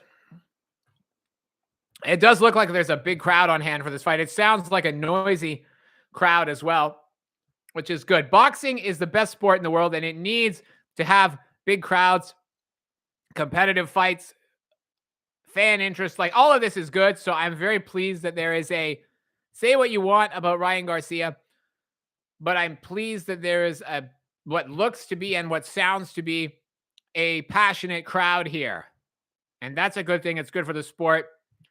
Whenever, I think, because we sometimes hear fans and stuff gloating a little bit when certain fighters, I think, that they don't like end up fighting in front of a small crowd. I think people were saying stuff about Shakur because the attendance at his last fight wasn't great. Was bad, actually.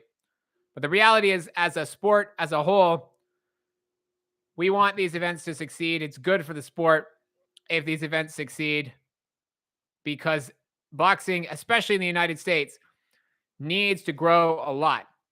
It's not as popular as it used to be. It doesn't attract the interest in the mainstream as it used to, especially outside of the big events. But the crowd seems very into this one. It looks to be a full crowd. We're just introducing Duarte. He's wearing the Mexican colors. He's getting mostly boos from the crowd, but some cheers as well. He's got the Mexican flag. He's 26-1-1 with 21 KOs.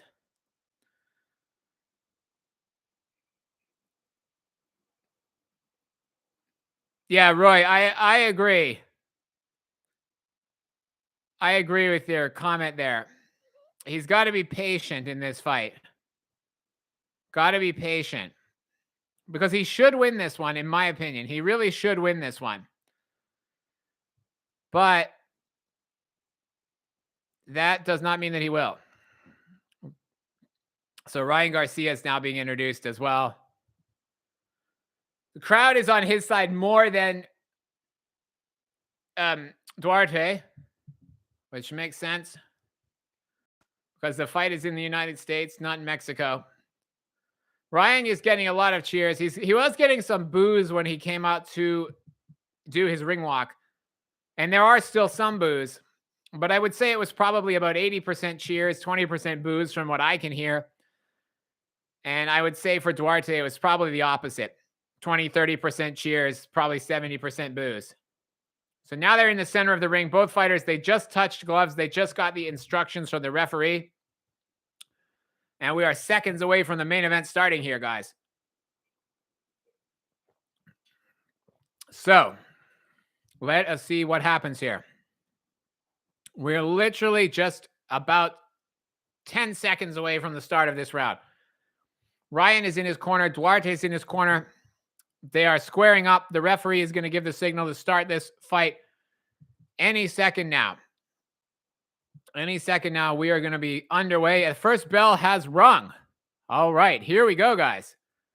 So Ryan Garcia, Oscar Duarte, they are coming out there in the center of the ring.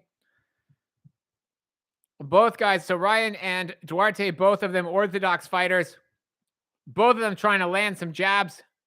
Ryan Garcia is on the front foot, but both fighters trying to take control of the center of the ring. Ryan has landed a couple of shots on the gloves of Duarte. Duarte is walking or trying to walk Garcia down, but he has not successfully landed anything thus far. He sticks out the jab. Ryan, I believe, the longer reach here. Ryan has slightly longer reach here. He certainly has the better foot movement. But Duarte does come forward. And he has a very heavy hooks, especially. The hook is, I think, Duarte's best punch. Both the right and the left. And if he can hit Ryan to the body, then who knows?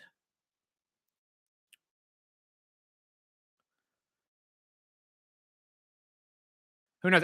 That sometimes you can have a little bit of a adrenaline dump, and he might, at least temporarily burn through his energy quite quickly. And then he'll calm down, but we'll see. But yeah, right now, both guys trying to take control of the center of the ring. Ryan is trying to fight on the back foot. Duarte is trying to walk him down, rather, and rock him, of course. Ryan is using his jab, but most of the punches are landing on Duarte's gloves. Duarte is keeping a very high guard, but the shots are mainly just landing on his gloves. Nothing really has landed clean so far. Duarte has been able to hit Ryan a couple of times, but I would say Ryan overall, and a nice body shot from Duarte there. He hits Ryan, and Ryan holds on. I will say so far, Ryan looks like a little bit defensively looser than I was hoping to see from him. He's using the jab, but the way that Duarte was able to hit him to the body there, I'm not a big fan of that if I was trying to cheer for Ryan Garcia here. Now I'm neutral in this fight. I usually do root for the underdog, but in this fight, I don't necessarily have a favorite either way. So I'm trying to call this as neutrally as possible. But if I was rooting for Ryan Garcia, getting a hit to the body is not something that I would want to see him be doing. So he needs to be careful. To go to the body. He's landed once or twice, but I would say this is a Garcia round so far with the jab. But again, a lot of the jabs not actually landing, just hitting Duarte on the gloves. And that is the end of round one. I would probably score that one in favor of Oscar Duarte, or rather in favor of Ryan Garcia. But I'm not actually scoring the fight as I go along. I'm just kind of calling the fight and giving my impression. So we've gone to a commercial break in between rounds 1 and 2. In my book, that was a round for Ryan Garcia. But the most concerning thing is the fact that Duarte was able to hit him once or twice with hooks to the body. And Ryan did react a little bit. He wasn't desperately hurt, but he did react just a little bit. And that tells me that Duarte does have some power. But it does look like also the reach advantage of Ryan and his foot movement is also favoring or is helping Ryan as we get started with round 2 here. So round 2 is underway. Again, it's starting in much the same way with both fighters trying to take control of center ring. Ryan Garcia trying to establish his jab. Duarte coming forward behind a high guard. Ryan is throwing definitely the higher volume of punches, but not all of them are landing. He's trying to pierce Duarte's high guards, trying to get his jab between the gloves and hit Duarte on the chin. But he is not actually succeeding very much so far. But Duarte, because he has, I think, the shorter arms, he's also not throwing as much either. So he's thrown a couple of jabs of his own, but he hasn't actually hit Ryan Garcia that much. Now, he has got to the inside here, Duarte, but Ryan is holding. He's holding on, and the referee separates them. So that's something I think with Ryan working under Derek James, I expect to see him being, or I hope to see him being able to prevent his opponents working him on the inside a little bit better, because that's something that Errol Spence does well. When guys getting close on him, he's able to use the clinches effectively. And if Ryan Garcia can do that, then he will, I think, have less risk in this fight. But so far, Ryan is winning this round. He's outboxing Duarte on the back foot. But he does need to be careful not getting backed into a corner, because Duarte is trying to walk him down. Ryan is moving around the ring, though, quite well. As I say, with the longer arms, but he's not landing a ton of shots, but he is throwing the higher amount of volume here. So we've got, and he got hit there with an overhand right to the head from Duarte. Ryan doesn't look super hurt, but he did actually get hit there. It looked fairly clean. A lot of these punches from Duarte are not landing clean. Like, a lot of them are landing on Ryan's arms, on his glove, or they're just not reaching Ryan altogether because of the shorter arms that Duarte has. Now, I apologize. I haven't looked at the actual, I don't have the actual reach differential in front of me, but it just looks visually to me like Ryan has the longer arms. Duarte also seems to be slightly shorter as well. Not massively, but just slightly shorter. The danger of that is that he needs to be fighting on the inside in order to do his most effective work. Now, Duarte, the thing that Duarte does is he puts a lot of mustard on his shots. He does not just tap. He really swings. And if he lands, that's a good thing. But if he doesn't land, it means that he burns a lot of energy when he's throwing these big power shots and they're just hitting air.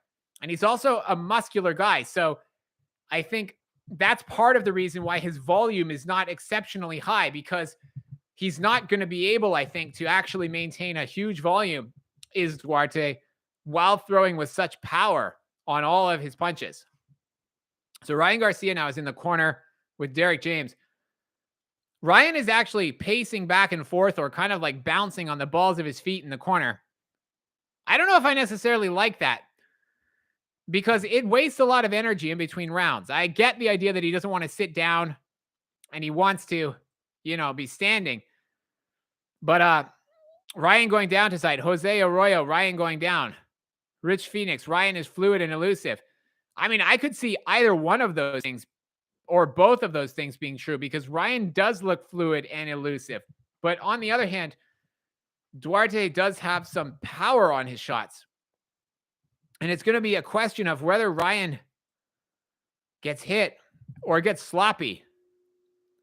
But on the other hand, I think I'm going to say Ryan probably has the stamina advantage because he's not quite as muscular and he doesn't have quite as much basically snap on his punches. By the way, we're 30 seconds into round 3. I don't think I actually called the start of the 3rd round, but apologies. This is my second actual night commentating on these fights.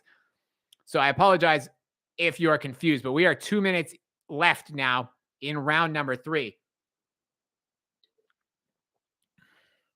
So again, it's kind of a similar pattern to what's been going on in the first 2 rounds, which is that Ryan is trying to fight on the back foot with a jab, but he is actually landing some nice hooks on Duarte. Duarte's trying to walk forward and back Ryan into the corner. And Duarte basically, because I've seen a bunch of his fights now in preparation for this one, and Duarte basically has one way to fight, which is he's coming forward, and this is what he's doing right now. He's coming forward. He's trying to back Ryan into a corner or against the ropes, and then he's trying to unload on him with hooks. The referee's giving him a warning right now, or not a warning, but he's telling him something.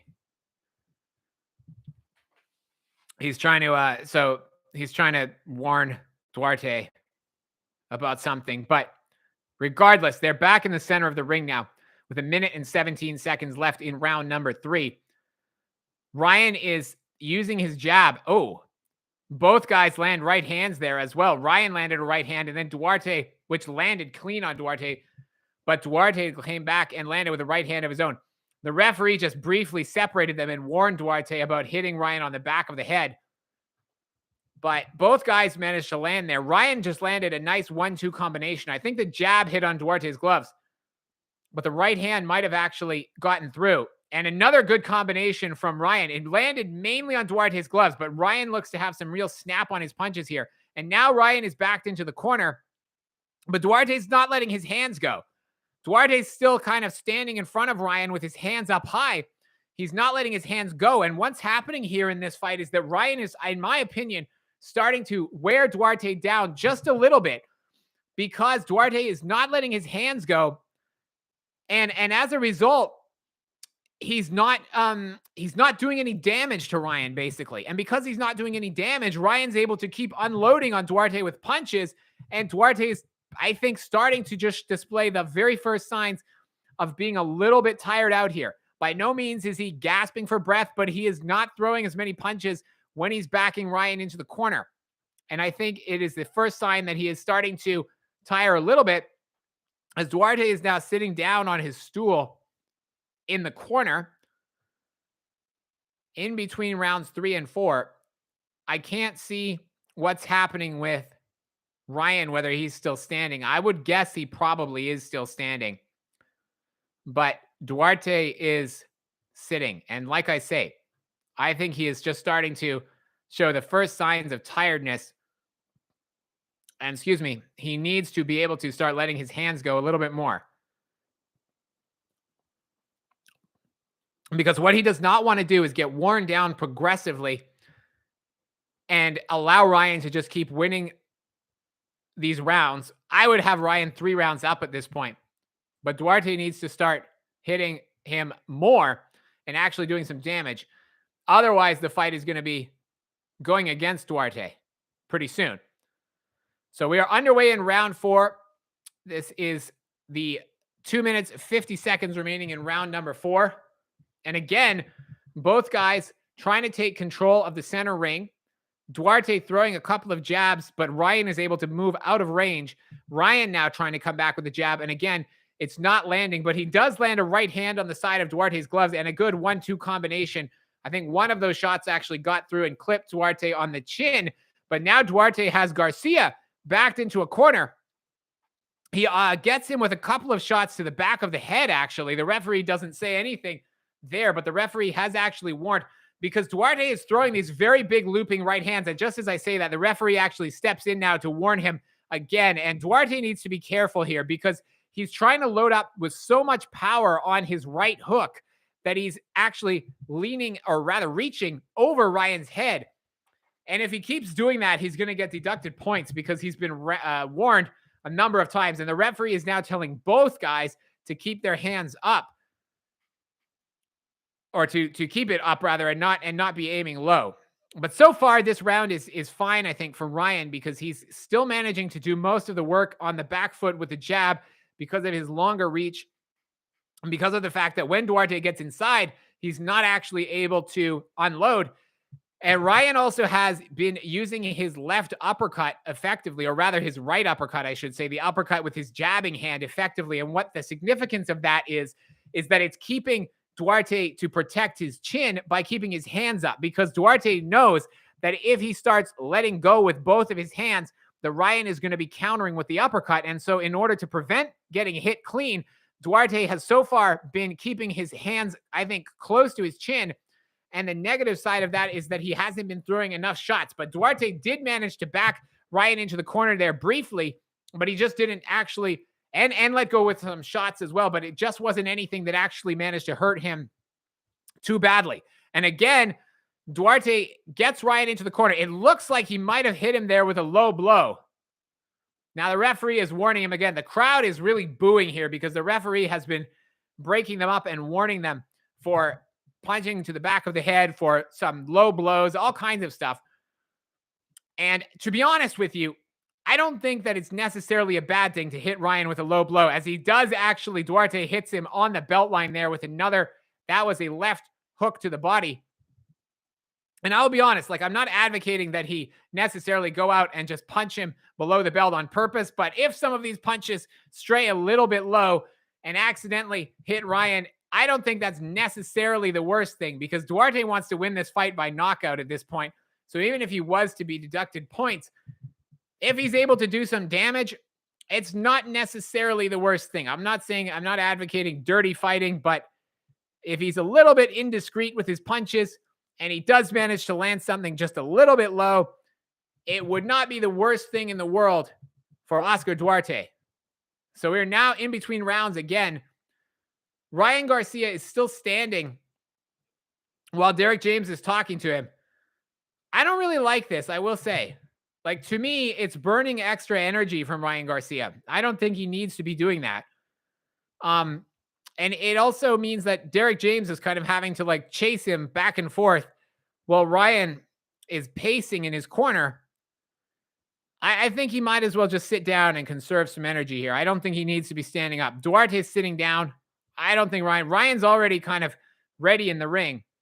Like, I think he's trying to prove that he's tough, and that's great, but I don't know. He doesn't need to be burning. Could Duarte be trying to let Ryan throw himself out?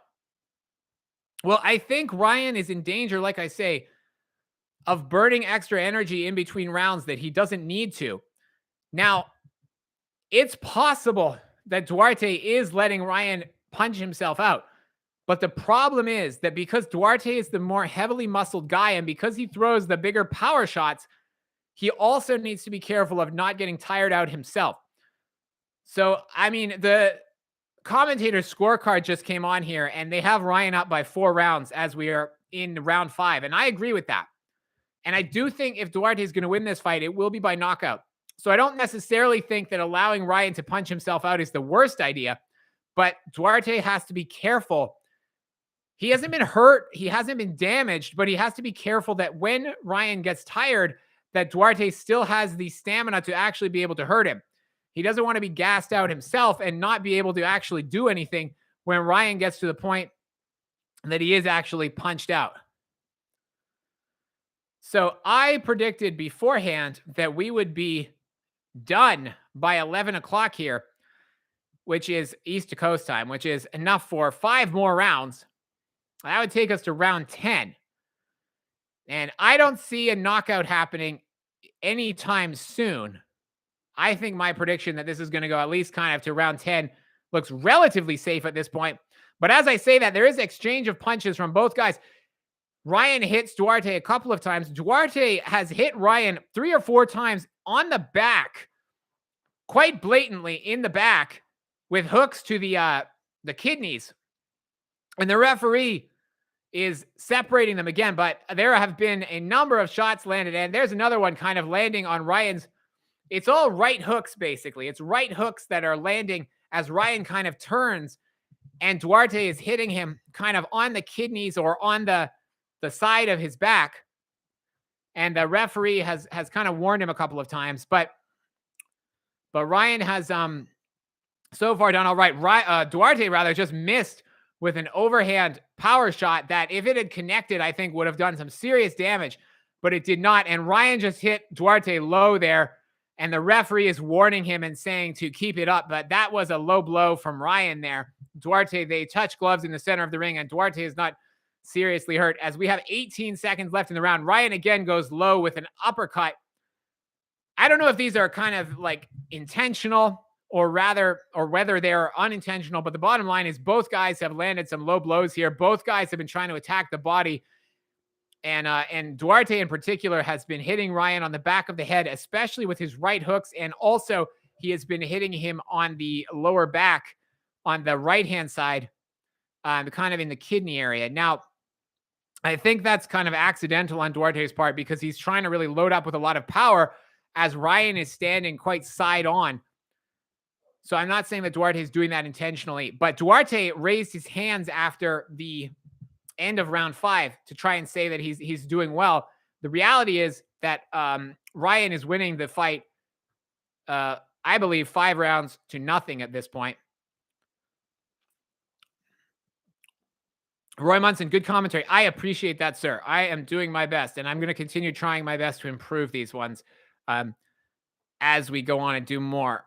That's part of the reason why I want to do as many of these commentaries as possible, because I want to try and make them as entertaining for you guys, but I will also get better at doing them the more that I do. So here we go. Round number 6. I would not be shocked if we get a points deduction either way, potentially. Both guys could potentially get a points deduction here because the referee has warned them both for low blows. And he has warned Duarte for punching behind the head as well. So I could see either one of these guys or potentially both of them getting deducted points as Ryan manages to hit Duarte with a bunch of shots there. And Duarte comes back with some hooks to the body. Ryan is just landing the higher volume of punches. Like, the biggest thing here is that Duarte's getting through a couple of times, but he just does not have the volume right now. And Ryan is standing very side on, which means that Duarte's hooks are missing or they're hitting Ryan kind of on the side. They're not hitting him clean and doing a great deal of damage, even though I think the crowd keeps reacting every time Duarte manages to do anything that looks remotely effective. So we have 2 minutes left now in round number 6. Ryan is starting to open up a little bit more and hit Duarte. Duarte's defense, I would say, is getting a little bit more lax. He's holding his hands a little bit lower now. And Duarte's guard is very high was very high throughout the first 5 rounds. It's slipping a little bit as I believe he is now starting to fatigue. He's not holding his hands quite as high. And the result is Ryan is hitting him with more combinations to the head now. So Duarte needs to be careful. He's still backing Ryan into the corner, but he's not landing very much when he does, especially because Ryan he's unloading on him here with hooks, but they're hitting Ryan's gloves, they're hitting Ryan's arm, or they're hitting Ryan on the side. They're not landing clean in anywhere that's doing significant damage. Frankly, the area that's probably doing the most damage is these low blows. He's kind of hit Ryan twice in this exchange right on the belt line. And that actually opened up Ryan to get hit to the head as well because he tried to protect himself low. Ryan is starting to stand and trade with Duarte a little bit more, which in my opinion, he doesn't need to do because we have 40 seconds left in the 6th round here.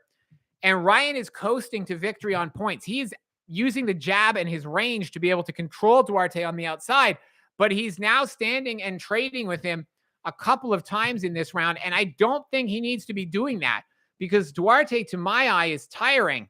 He's definitely down 5 rounds, I think, on the scorecards, and it will be 6 rounds after this. The one area where he can possibly get the victory is if he hits Ryan in these exchanges. So Ryan doesn't need to be trying to prove that he's tough here and standing and exchanging and letting his ego kind of run wild because he just got hit there. He just got hit, Ryan did, with a hook, a left hook from Duarte. And it seemed to buzz him a little bit. And now, and this is the other thing where he was standing up in between rounds, and now he's sitting down. And so that was another reason why I didn't like the standing between rounds, because he was standing and pacing in all of the intermissions. But now he looks more tired. And Derek James has told him to sit down in the corner. And Ryan does not need to be getting into these exchanges with Duarte, because if he does that and he gets hit with something, especially as he's starting to tire now, then he will be in trouble. He will be in trouble, and it will be his fault because he was coasting on points. And that's not to discredit Duarte and say that he's doing nothing, because he is the one landing these punches. But it will be Ryan's fault if he stands in there and exchanges and the fight goes against him. Hamik side, thank you. I appreciate it. I appreciate that, Jose Arroyo, as well. Thank you guys for the comments on the commentary. So we are just underway, round 7 now. Round 7 is underway. And I have to say that Duarte must take some confidence here from the way that Ryan Garcia both seems to be tiring a little bit, but also from the way in which he's standing and exchanging. And in fact, Duarte is now coming forward and throwing more jabs, and actually they're getting through now a little bit more than they were. He still has problems because Ryan has the longer arms and Ryan can move a little bit better. So it's interesting as well. I should point out that I'm not scoring this fight, but I will add that on the Chris Mannix's scorecard on the commentary, he has actually given the last 2 rounds to Duarte. I will say that when I'm commentating on the fight, I'm not scoring it. So in my estimation, I probably would have given at least one of the last 2 rounds to Garcia. But at the very least, I would say Ryan has won 4 of the rounds. I would say 5, possibly as many as all 6 rounds. But at least 4 rounds to 2, I would say, would be the most that you could possibly give Duarte, in my opinion. Having said that, he's now unloading with a couple of body shots to Ryan in the corner. And Ryan is landing more than he was in the previous rounds, but he is getting hit a lot more than he was in the early rounds as well. So it's turning from Ryan kind of outboxing Duarte into a little bit more of a slugfest. And I have to say, this is not what I would like to see if I was in Ryan's corner. If I was Derek James right now, I don't know what the game plan is, but I wouldn't be happy with the way Ryan has been hit a few more times here. Because at the end of the day, Ryan does not need to prove how tough he is and then get knocked out. What he needs to do is win this fight, because the reality is Ryan Garcia has a lot of haters already. And some people might say that, you know, he's earned that, but nobody knows who Duarte is. So Ryan cannot afford to lose this fight against somebody that people do not know who he is and who Ryan really shouldn't be losing to, because he's the better boxer. So now Duarte has got Ryan in the corner again. Ryan is moving and trying to get out of the corner, and he does, but neither guy actually threw a punch in that little exchange. Ryan kind of held his arm out and kind of danced around and pivoted and got out of the corner, just holding his jab hand out, but he didn't actually throw or land anything. And Duarte didn't actually attempt to land any punches either. It's now, I would say this is a Duarte round though, and the visual is not good because it really looked like Ryan was running from Duarte.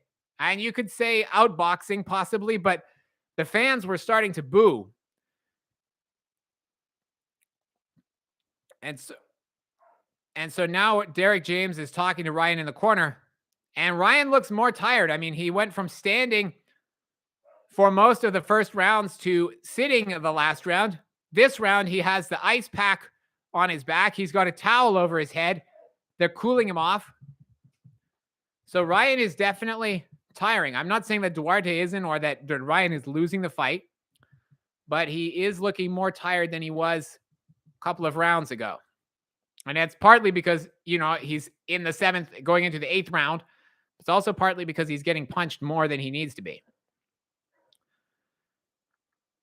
Ryan panics. Jose, yeah, he looks to me that Ryan is panicking a little bit. He looks like he is. So we are just underway, round 8, just starting here. Depending on how this fight's being scored, as both guys again try and establish control of the center of the ring, Ryan flicking out the jab and landing a couple of times, there may possibly still be the potential for Duarte to pull it back on the scorecards.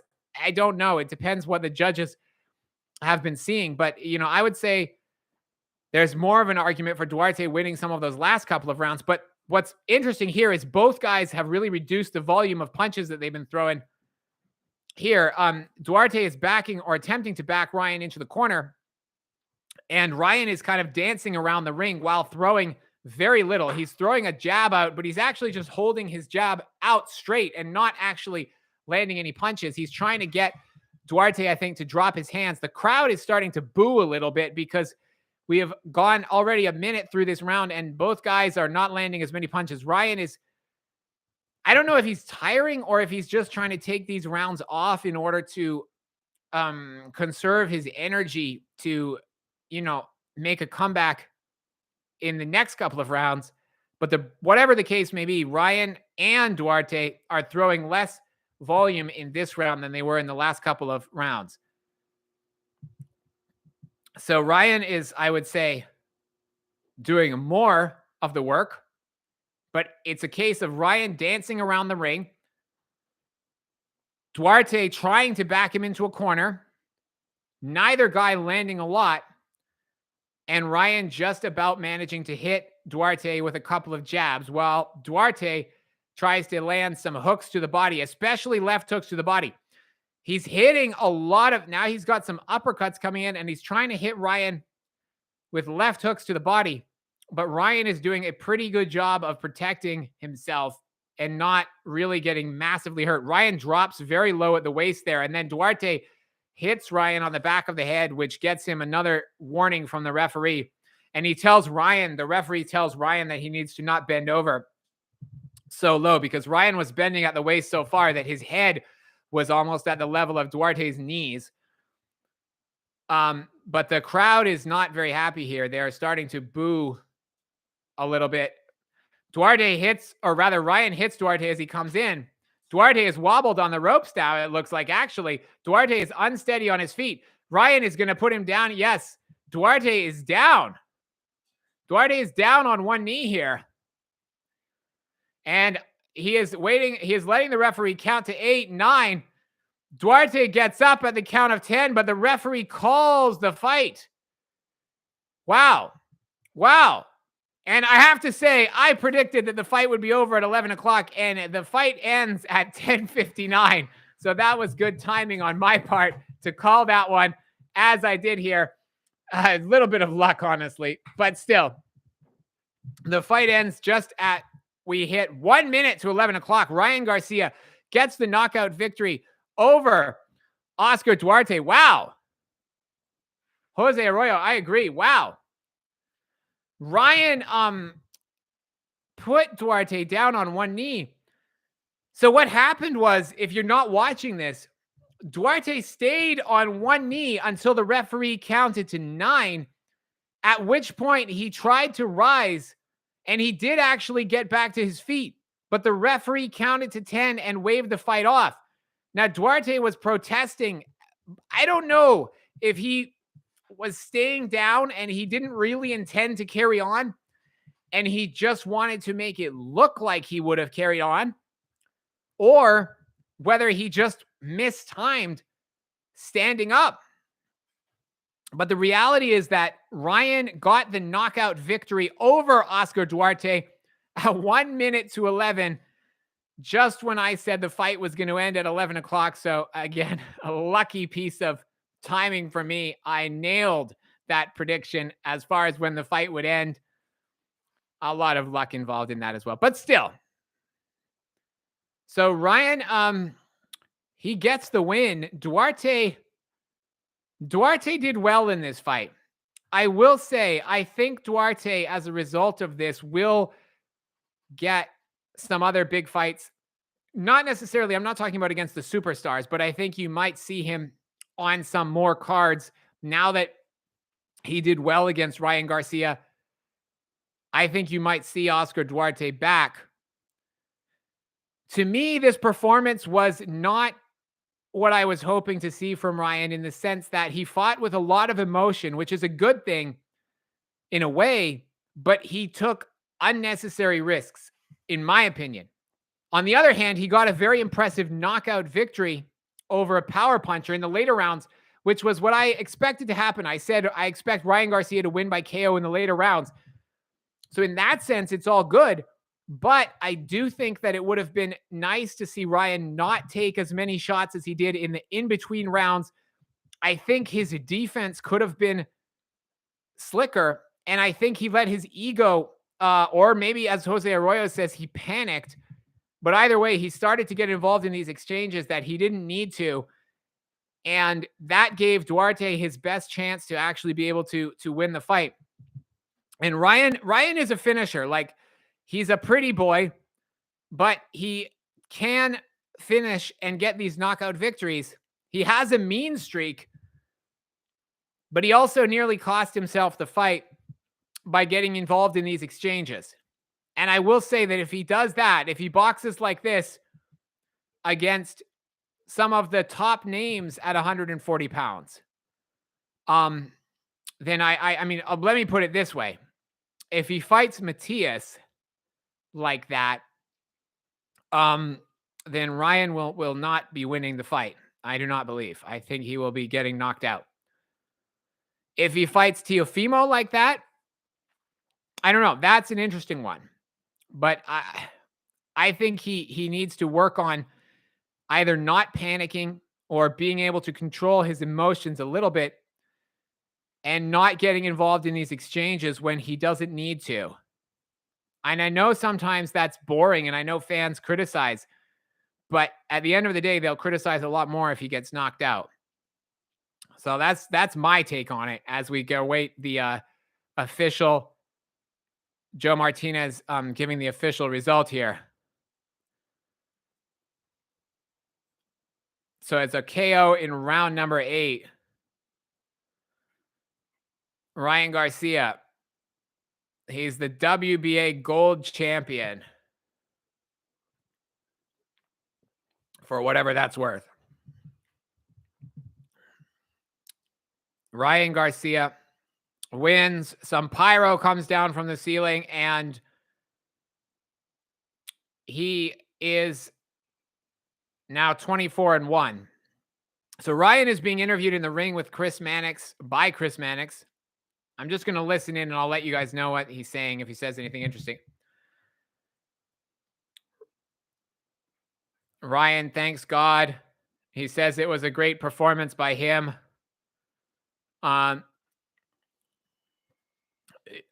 He says Ryan fought hard. He says he did a lot of soul searching, and he's thanking God. He's talking a lot about what he did and what he was going through outside of the ring. He's not really talking about anything in the fight, but he's thanking God. And now he's being asked about what he's thought about Oscar Duarte. He says he's a strong fighter. He says he's a tough fighter who got hit with a lot of shots. He's tough. And Ryan says the key was using his legs a little bit more, and I agree. Ryan says he has a killer instinct, and he does. Yes, it was a bit of luck, Roy Munson, but I appreciate it. Thank you. Thank you for the comments on the commentary. I appreciate it. I appreciate you guys for watching as well. I really do. So what's Ryan saying now? He was saying that he was trying to spoil a little bit to try and slow Duarte's momentum. So Ryan said that he was trying to, he was trying to allow Duarte to punch himself out effectively. Whether that's true or not, But that's what Ryan says, that he was allowing Duarte to punch himself out. And then he's saying that he worked well with Derek James and they're going to build on this fight. And Ryan wants to be a world champion. I will say, if he fights Rolly, I guess that is probably where this is headed then, because that's who he's calling out now. I think he doesn't. If he wants to be a world champion at this weight class, Rolly probably is the way to go, I would say. I don't think he wants to fight Matias. Teofimo turned the fight down. Prograis is with Matchroom, so he's also with, DAZN, so maybe that one can happen as well, but we'll see.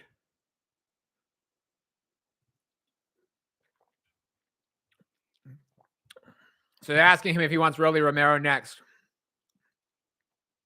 And so he said he wants Rolly Romero, and then he wants Devin Haney after that. Now, Devin Haney, interestingly, said that he's going to only fight once at 140 pounds, and then he is going to fight at 147 pounds. So we'll see if he actually does that, or if Devin Haney was to stick around and potentially have a fight with Ryan Garcia. But I will say I would heavily favor Devin Haney in that fight. If it was to happen right now, based on this performance, I would heavily favor Devin Haney over Ryan Garcia. And then Ryan kind of embraces Oscar and they kind of nod at each other. So I don't know if that was kind of a little bit of a conciliatory touch, I guess, from Ryan, or I don't know what's going on with that. I don't know what's going on behind the scenes, but it wasn't a great look when you're having a fight with your own promoter at the press conference, but it seems like they were at least able to be civil with each other after the fight. Amanda, who's winning the fight at the moment? So Ryan won the fight by knockout in round 8, actually. So the fight's just ended. Ryan won by knockout in round 8. It ended about 10 minutes ago. He managed to hit Duarte, who went down to one knee, and he did not get up before the referee counted to 10. He got up right at the count of 9, actually, but the referee continued counting to 10 and waved it off. Duarte was acting as though he could have carried on, but the reality is he didn't get up quickly enough. And I don't know if he could have carried on and he was just slow getting up, or if he did that deliberately in order to, just make it look like he could have carried on. My guess would be that he didn't want to continue, but he just wanted to make it look like he did. And so he purposely get up late, basically. That's my opinion. I think that Duarte knew that he wasn't going to win. He was looking for a way out of it. And so he just tried to get up at the last second, knowing that the referee was going to wave the fight off. I suspect privately that is exactly what Duarte wanted to happen, and it did. So Ryan Garcia calls out Rolly Romero next. He is a WBA champion. Ryan Garcia just picked up a version, well, not a version of the WBA title, a version of the WBA sanction fee belts, essentially, because that's what it means. It means that you pay sanctioning fees to the organization in the hope that one day you will get ranked highly enough to get a mandatory title shot. And now I assume Ryan Garcia will be well positioned for a mandatory shot in the WBA. So they are now showing us some punch stats, which does show that according to these punch stats, Oscar Duarte landed more than Ryan Garcia. Now, I don't know how accurate that is, because these stats are compiled ultimately, as far as I'm aware, by an individual person, sitting at ringside, just trying to tabulate them themselves. So it's not an exact science.